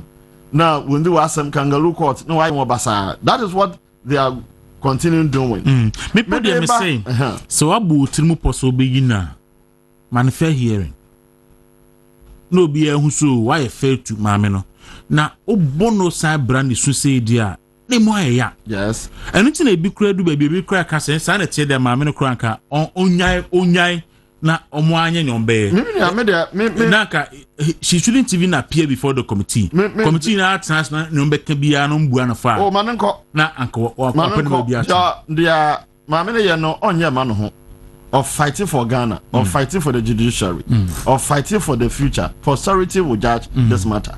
No matter how I wasn't be film, at a I wasn't be film, let them take their decision. Let it be on the neck of President Mahama. Say on no buy, you know, or take ma mena on uncasino day, uyi ni free word. Let that yoke be on his neck. So why am not sitting knock at the beer Marizanya? It will be like so on our web who for. Mwanda Samano. Yeah, immediately we are attaining the word them because personal interest has been cited. Obia, so we miss you what? Oba Bashamanai, no man must spend in Washamanai no. On one Mukokota, Moe Panas, on Tramasam Sunundi, the acting Chief Justice. On one, a summoner Sunday, a bomb in Yimifiwa. On the ultimate beneficiary of the matter. On ultimate Samidokan. Court has sat on this matter. The three people have decided they will throw it away. Shall judgment Henrietta Mensabons, Professor Oberkine. Nasami now on say Omemwa. Judiciary attending near Timbu Asamino. Obi oye Juma Hono. Any one wadano no. One security of that office. One ahobambo. Any okwen faso yi won no mbre mpoti se ye beyi obi oye school prefect ye beyi ne dia and nimpa waja tumede wo beyi adwuma wa tembu asem no that you want someone adwen look at how deep this statement is so why you adwen say wo beyi adwuma wa tembu now the pepper ya begana ha based on what they are doing to because emran show say utimi ye adwuma without fear or favor or panic but what ye get to token no ma obi biara opede on so okay adwuma judiciary no on start to or so sanadwen there say ya na wo be ne da no onye ye ni dado wo man no so clearly it is a serious issue it just say the whole international body and every well-meaning Ghanaian na dwunu kodo there me worry no what they say o man no na the same thing near ekoso ewo the invitation or so whatever by okay and the mamenyi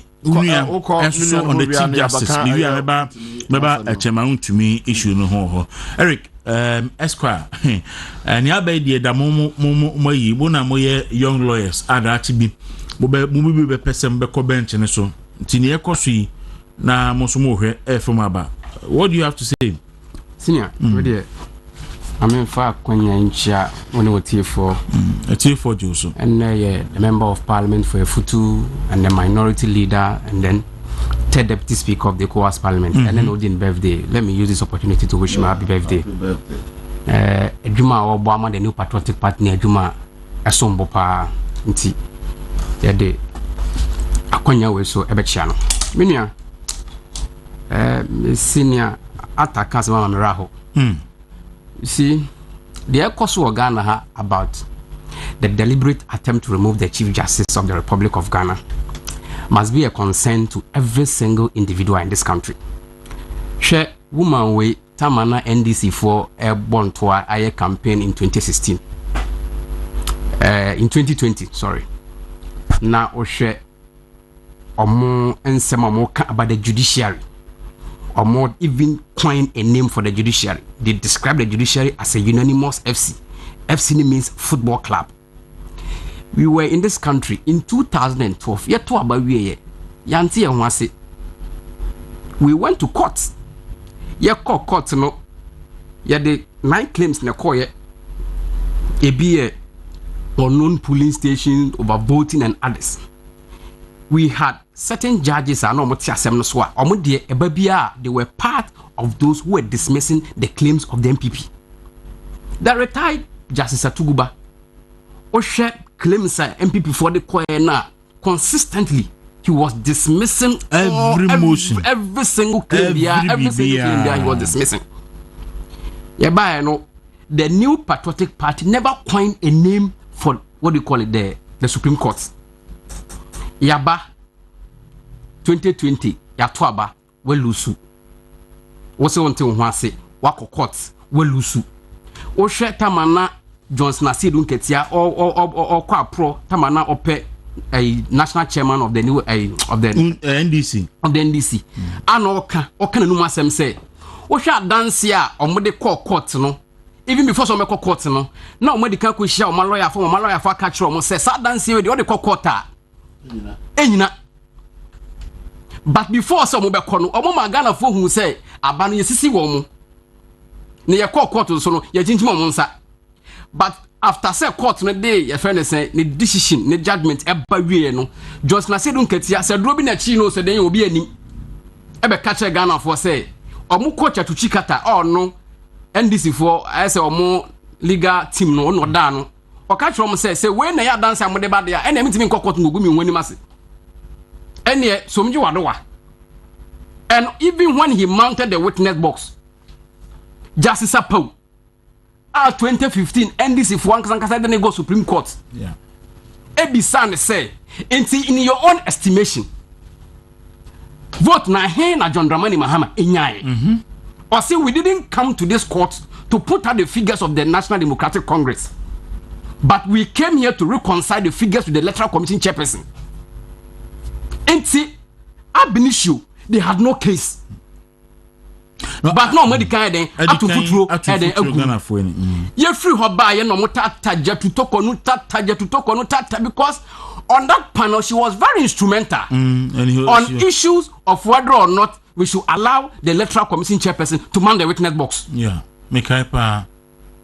Ayesa no almost say hey mami we there or ye MPP women organizer.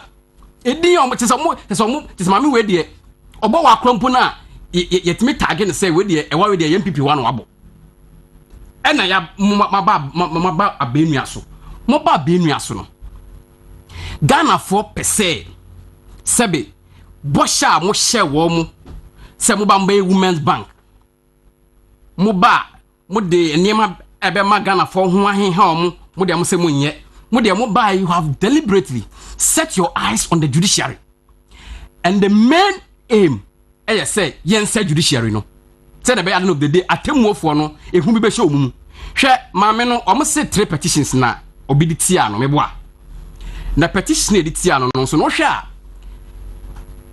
the spokesperson for what do you call it government what do you call it Kwaku ni release or the buy no o kire mu say petitions miensa na John Dramani Mahama ya den ensa aka at that particular point in time, not Chief Justice or no, or say Akunyaso, no important team per se. Petition be say, no, we receive it to be a month, about 6 weeks. Good. And second, no public announcement. Good. Mama, many ya away. Mamma, away. Into Mamma Meno, I say, Nadia Muye, dear, because men are bomb quaduno on principles of what we call it a fair hearing and fair trial. I should be put on notice because at the end of the day, I'm the one who will appear before the committee and answer questions pertaining to the petition. But Uncle Siaga, Vincent Ekwasifwa mounted a spirited, what we call it, fight in the Supreme Court. Need the NSA. When the president receives a petition, the president is supposed to notify the Chief Justice concerning the removal of the Chief Justice. Because we announce investigation or about the judges. Na yemame to Dawuro etia kunyaso. Time and not John the money Mahama so a friend say mampenyi. Onya petition of forward the man a friend saying the Chief Justice. The Chief Justice also notified all the judges before say omwe den say ampa the petition discloses a course of action. I a friend of prima facie. It's a laid down procedural rules. Every single administrative body biano say even if you are not even sitting to decide what they call it, the fate of somebody you are accusing, you must give the person fair hearing. And then fair hearing is rooted in the Magna Carta of 1215. And it has become part of what we call it, the Constitution of the Republic of Ghana. Article 23 of the Constitution talks about fair hearing and all those things. But young for on chain. Minia, Mami, people think say be or fighting or no selfish interest. But what she is doing, she is putting up a spirited fight for the office of the Chief Justice. Minia, we share 3 arms of government are equal. We share the removal of the president. And not easy for somebody to trigger a petition for the removal of the president. Yeah, be. We share the legislature. It is not easy for anybody to come out with Trump charges against the Speaker of Parliament and then anchor him on his removal. They say even assemblyman, you about elected assemblyman. So you know, as I say, we have 40% of the voters of the electoral area to sign a petition. Yes. And so let me recall a assemblyman from assembly. Common assemblyman. Yes. Not to talk of MP, talk of speaker, and then the president. Even a committee chair. Once a parliament, they work through committees. Yes. Even a chairman of a committee of parliament, whether a constitutional committee of parliament or foreign affairs committee of parliament. What me in fact Trump charges be so the yin if you now Richard said about Chief Justice S3 say what to kwan one ne ma one your friend say ni kunu na to kwan na me hwe asamia me say me ntia because the current Speaker of Parliament somebody has filed a right to information requesting the amount of money we expended in taking care of him. Yes, or coach me say and his family or kwa on na busuafo na ekọ yeah o mo so mo di per diem na ye secretary to the office me say by the state me say so oba o no mo di per diem me say Salek says I was spending about $4.3 million on na pomodin $12 million. I see me say Nancy President Mahama be presidency emre bi wo tu kwan on Sharif Mahama e na koye. Oh yeah, yes, Kenya. Yes, Kenya. On Oba, on my because whoever gets what you call it involved in official travel, biano, whatever is due the official travel or whatever is due the office holder, no, you are also entitled. Into which Charlie said about Chief Justice. No crapody who saw no bra and so soon the state yes presidential. The claims are petty, they are frivolous, and a personal political vendetta. I'm surprised, say. The current Supreme Court, judges say, some of them have not been met. But see, judging from afar, Ghana, and Nema, yet say a history, how they murdered our judges, how the PNDC denied the good people of Ghana the benefit of what we call it, one of the most famous judges, and Kayanya, I could bet me a shape your jurisprudence. Mame, what is the Quantiado? The last time I read one of the decisions that or the buy Republic versus military, Republic versus what do you call it? Minister responsible for Interior, Espati Bombelli. At the time, now I say Bombelli or a friend is saying Italian, what do you call it, citizen. Ghana was involved in espionage, and then there was a communique from the minister responsible for Interior sending him out. And then when the person felt that idea iteti amra and then court okay decision woman di buy o count to say yes woman we san court siasia and most of the law report and can me am lawyer me fa law report na me kan to say yes it is something which is rich and it's something that is going to enrich our what we call a civil and criminal jurisprudence but no the acting chief justice must be very careful share nipa owe your funds and not you and whatever they are doing to Tokonu, they must also know that karma will strike because a woman and na fi David or the choir supplementary of David or the choir share nema wabo to fa pa menua wo arebe ho me andra me hu me I said yes eya hometi say obi a be serve this country for almost 30 years as a judge na wotimi rise akwa chief justice na obi the petition akosi yanyina na yekoye hearing na the first day na the lawyers no kway no the lawyers had the invitation that was extended to the chief justice appearing and showing say they are acting for and on behalf of the chief justice of the Republic of Ghana. Almost there be once the woman is not around, we will not even the audience. Yes, and I like the way the chief justice is dealing with this matter.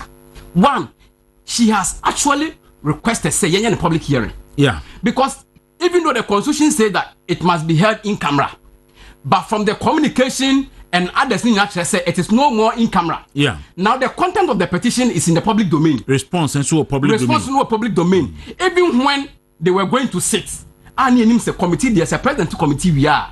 You leave the committee to do their own work.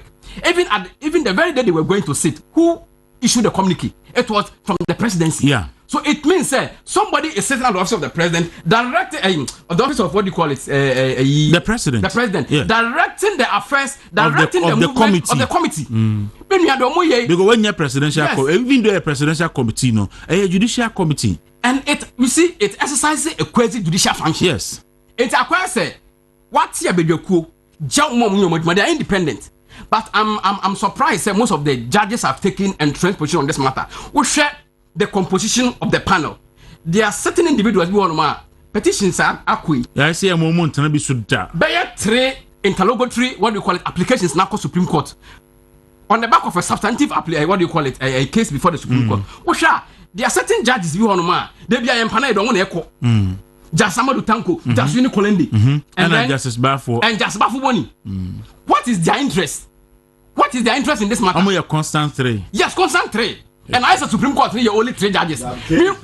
Yes, K is constant. Okay. And you see, the acting chief justice is the ultimate beneficiary of what is going on. So the last time Godfrey Boadame appeared before him, he raised said, Master, once you are an ultimate beneficiary, you must recuse. Almost there be, you should not recuse. But Osha, follow within the category of bias. And on that basis, once you must recuse, but on there he will empanel at the same time sit. The current Deputy Attorney General, Oko Vertin, it was Bafu Boni who accompanied him. It has never happened in the history of Ghana. Say a sitting judge of the Supreme Court, now appointee of government, Oko Vertin, no Dinachi. And that appointee is becoming a lawyer for the government, which that lawyer will appear before you the judge. Osha, and you supported, you wouldn't convert him. Osha, 3 applications are quite dismissal on injunction. Nina, a friend is saying, Dr. Simpson Echo, appointee now. Who didn't she convert now Casagana for and there are pictures to that effect, there are videos to that effect. 3 applications are quick. One hour transfer. Any one call for out there will say you want to form a certain cabal against the woman. But you see, if we say the woman will go through all these things, and one day, let no individual in this country say young can't because NDC and once what you are doing, you are setting a dangerous precedent. Because one day, if MVP also comes, no someone can say, okay, how you treated Justice Tokonu was not okay, and because we want to pay you back, whoever is appointed, we are removing the individual. But that dangerous precedent, NDC for an asset. So they should be very careful. All right, NDC for the dangerous precedents, almost a TB they were the first to remove the Auditor General. And so now, and so now, level. Yes. Nanka, we are NCC, send a constitutional body. Yes. It's the head of the NCC, and so be a team, but John Mahama be transfer the head of the NCC from NCC to Electoral Commission, the person of Charlotte Osei. So automatically what it means is obi so betimi abe transfer G Mensa from Electoral Commission to NCC. No appointing powerful. Now they're even contemplating to even appoint Charlotte Osei as a Supreme Court. Yeah. Let me come in. Omode call Judicial Council, say appointment to the Supreme Court. Call Judicial Council. Call Judicial Council, and then it goes to what we call Council of State, and then they will give their confirmation and others. Omode come say, woman we are almost 30 years on practicing law that. The certificate require bomb through. And on the adverse findings a Tiano a presidential committee and article 146. Yes. I mean, procurement violations. How can you the same person any act will armed forces say over not go back to the Supreme Court? Just NDC for the say omo be say o man no makọ omo nya papa bia de mo man no. Me nya me da say the point is me say na me can say me che you agofre da me na me talk the lawyers for the two arms of government and akabum lawyer for the third arm of government. Yes, exactly. Speaker lawyer, and a Mahama lawyer, and a petition sako. See a new chief justice in Fenfilo. So, which is very unfortunate. All right, Chris, the chairman to me and other cases now Aban invitation and order. You good eye kind of initiative said the bear pepper ye be juma. Na yente to be an of senior counsel or Casanor can be the hearing, as the law says, is supposed to be in camera, that it should be in private. But what's the purpose of that law? The purpose is to protect the interest, the right of all the or persons involved. Okay. Meanwhile, this is the personal. Now, some no more than do maybe for you. In fact, Ofusukwa Obutumeke can some farmer men who about the petition. My petition by some fee and I saw a petition any response TV stations not published on social media. News far. Even the advice given to the president by the Council of State was even discussed. Yes, on so it is clearly a public issue. It is a dream papa wechir. Nessusum papa wechira. My man say, this is me. You have sold me to the public. I'm a public. Now you have dealt with me. You have disgraced me in public. You want to now correct whatever in secret. Let's come to the market and discuss the matter. And the most so I jump on in the now. Asamba Kuma, a clear in the NDC administration. They say, I dare your friend Mra, and Mra Council say I'm fanny bibi I won't fanny juma. And then chairman won't to me so it's Embra. Yefa a soldier for more cars. Yefa drones. Nya yede ekwane nam ne fie. Ye did say ye pese ye chino na ye de ko gina mra kwan no na ye tete ne say na adwuma. This is not the first time. In 2014, 2013, 2014, 2015. Me Ashanti region where chairman won to me all the first chairmanship position na me na me secretary. Okay. Me church on yamama no. Okay. Inti me ni amodre fam. Next excavator na wo mo hyeni na because no boy MPP.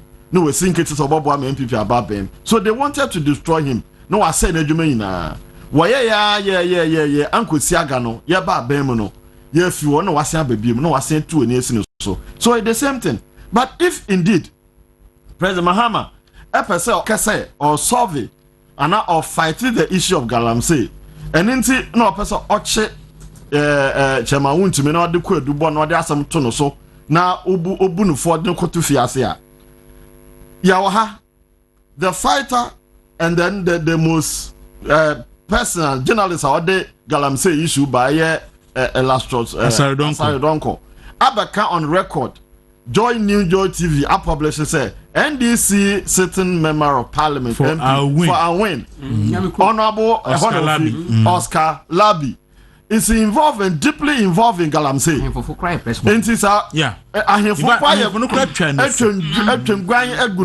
If you want to fight the Galamsey, the person where you and that is what the constitution speaks against. Article 7:1.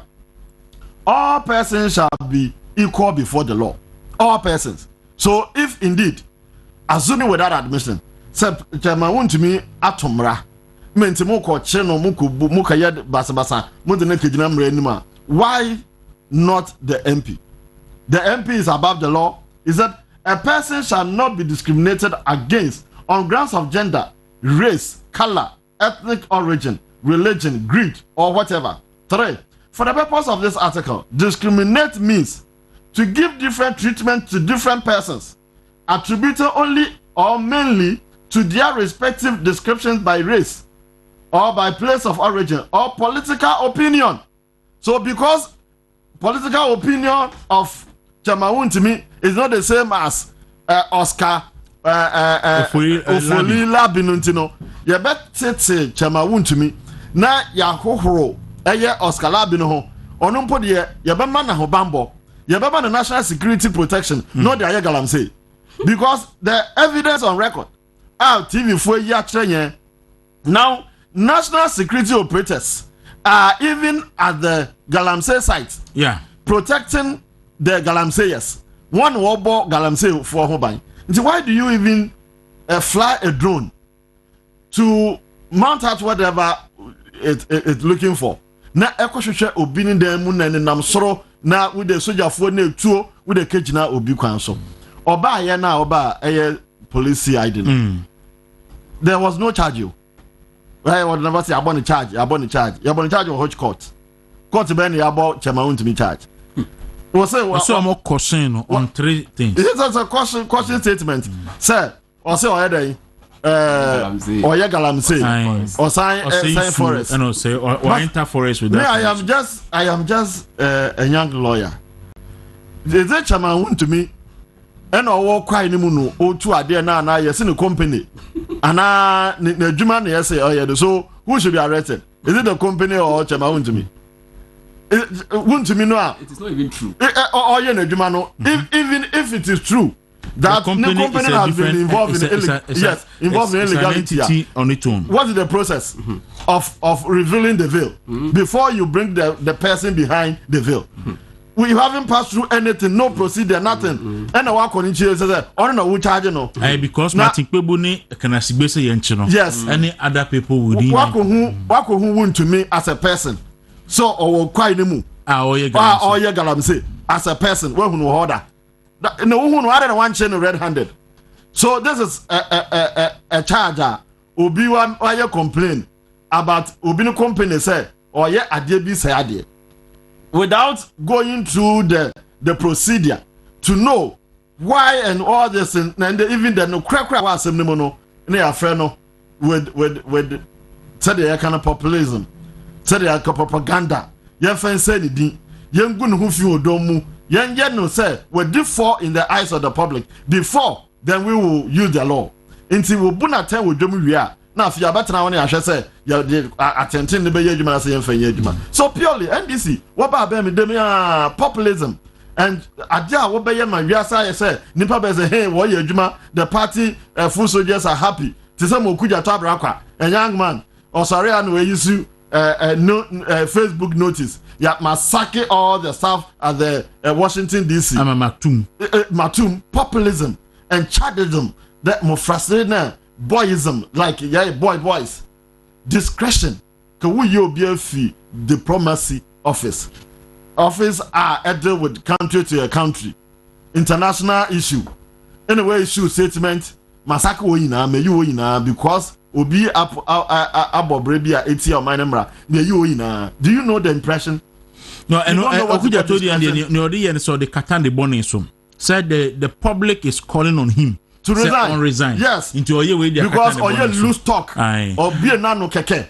Into my NDC fuye just to make the public angry and thinking say Obiaye Bonibi na ye didn't kejina tembo anima. I'm sure ye ntumi and yen say anything, yen say nejuma. That's exactly what they are doing. That's not wash. Ora Chris Atta, a member of the NPP and a private legal practitioner. Aha ye win to me radio 95.9 movement television. Enche ye be sorry so. Kai say abin pete promo no e koso unya to wodia yentem *256*4# *256*4# for number 2.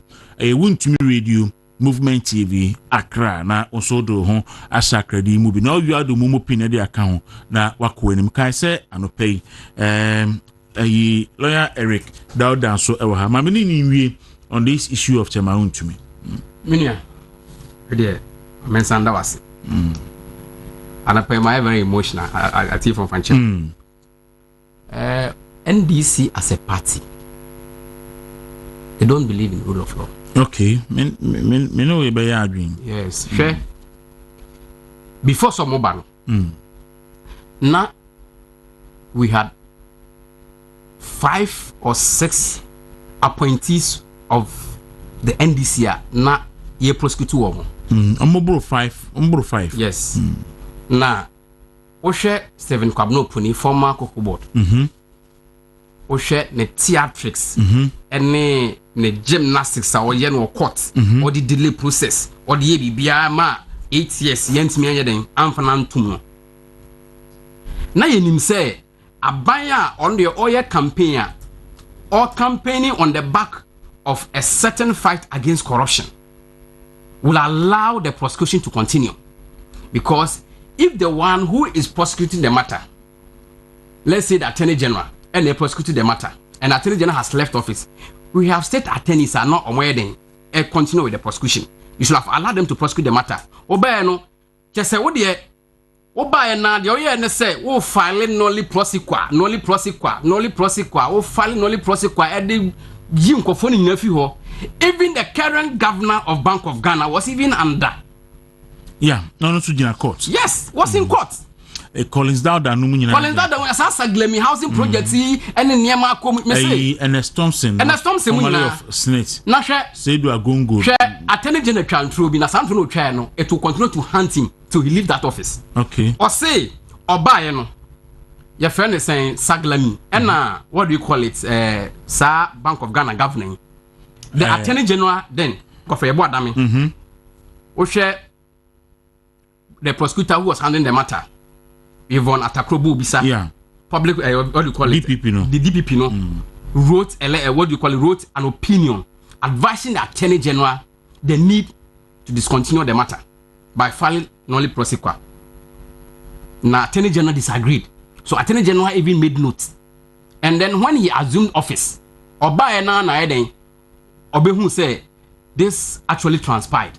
So, let me act on what do you call it? The correspondence, and then based on it inform what do you call it, my next line of action. And not knowing there wasn't any correspondence. Now as a extra letter a command, what do you call it, attorney general at the time. So I will say correspondence for Honoma Fabra Mienche, because to me no boa or say hey Emma they refuse the said requester. It is backed by law. Vitan Sesefua also activated his rights under the what do you call it, Right Information Act, and then proceeded to the Right Information Commission. Now the matter is currently pending. And for no trial, yeah. And whom aso tree and a ban so no. Chema want to meet you on. Emesre sa Oscar Ofori te labi. Me wasn't off na me free. Ahemfo a ewo awonwi. A press conference. Emma, the MPP secretary, the regional secretary in Western North region, also actually held a press conference. And now they better just say, yeah, papa, yeah, galamsey. On a press conference, they can be about face. And this is for Robishi, or see, where politics, politics. I am for no, a baby catcher and say, oh, yeah, galamsey. What did the Mahama government do? Oman Kashi. And it is true. Say, oh, yeah, galamsey. Odie obaye wo say chema untumi obetete no. As we speak, there's an order from the Financial Intelligence Center. Yedi freeze untumi account. Yeah. You see, Ghana and Banana Republic. FIC is governed by laws. And you must act in accordance with laws. On what basis are you freezing the person's account? What's the issue? They clearly have no mandate, because one, as it stands now, Chairman Untumi has not been charged. And omo nsem omo ka no ebi krapo esre say na chema unim say before 2016 ya kwahye excavators ya tete ne enemy bia court okonya judgment debt against the Republic of Ghana. Yeah. Billions. Into the only chema untumi some years back no they are rehashing the same thing. Na hwe akonya ya mutisui. Power is transient. They should be very careful. They should be very, very careful because NDC must understand that they will not be in government forever. Today, they are enjoying the liberties of what we call it goodwill. Now, Ghana for some baba and Nason Che. In Tienja Momo. Yet, Ghana, hello, we catch us a containers I port and name no Casay. Containers, or CIA. About what is here? Containers no port. Oh, Abba. Containers no port. NDC for or more tactics need the say. Yambe cancel because Ghana for MPP for. Yeah. Yambe cancel MPP for who na yam fantane show na enema Ghana for the general so to abama no yam for no munchen. Na fe de yam continue, we should continue to peddle falsehood. And na dum so na ekunyin. Me say and na dum so na ekunyin. Mo ba ye mo say hey, akufo ado aban COVID levy. Onyim free ho mo ba me ye free ho no mo and the COVID levy ukoto de o makoma wo de ya hwe VAT no wo de hwe sa what do you call it pricing component egusu pa mo that Ghana for mo de ntro na onim what actually exposed the NDC federal no say or more appointees no appear before the vetting committee you be say bi mo say 24-hour economy ne den krampo na no mo ka do mo pe yeah okuje to blackwa and na o si we yi nkofo di obi a wo no we say we back to 2014-15 na we minister responsible for education in charge of tertiary. We free akonya, we free a friend saying ministry ho no mo o converting. Ye bisa say we ten fa, we say we ten airport residential no ye wo dia, we say edan airport residential dey obi anim say sabe their prices are indexed in dollars. Yeah. Now obi a we say no it is only your salary. Na mpi some salary ye saying apart from salary out there, we see any source of income there, but we see you are able to afford airport residential property. Put me a high for 8 years. Put me high for 8 years. Ukuro munso o property aka ho, we see 4-bedroom apartment. As asine krampo no, o family na de chewo. Just how there you painted a picture as though say what we a paragon of virtue. A friend is Saint Okudiatu. Yes, Saint Okudiatu. And now we catch and say what Pamunko for catch and say Oba Kunyaso say and this if Oba Kunyaso na say vice president Echo High private jetter will resign. Now you use your position on the appointment committee and then you cited instances where you disagreed with the appointment committee and because of that you resign. And then anchored it on the fact say and I'm so why you be done. Say biom si a obey bi. And na Ghana for catch oku to black say. A black way. And na jet na de yama na jemba no. Eye jetta yankasa nkasa na eden ye de o man sika ebo hoka e de ne bae. Enti the principles you stood for in opposition no today it is eating you up. So go and resign. O pese o kata ne nsam so nti no. And na what de sa communicate we aba say because somebody is on record to have engaged in fraudulent activities and others. But NDC should be very careful. All right. I'm going to talk for mommy in a minute. Now, otherwise, where's here? Okay. Chema to me should stand firm. And I was happy when I saw him in the company of his lawyers. Oshed or one of the most intelligent lawyers in this country. Obowa and NDC vote Godfred Yeboah Dami. Oshe young man at age 46, 44, 45, not or yet deputy attorney general. Obey attorney general. Most of the constitutional cases I could see Akufo-Addo aban otimi jina na so otimi call the international community. So the first case officer was Wajomi challenging the recovery of the loot and share NDC for Ekoku Triaye. A international court of arbitration or Sanso Winema Ghana.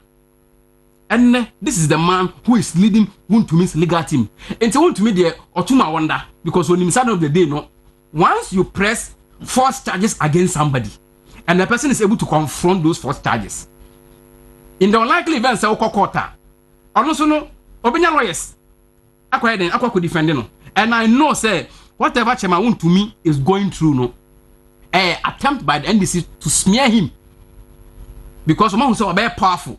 Omahu say he controls the party in Ashanti region.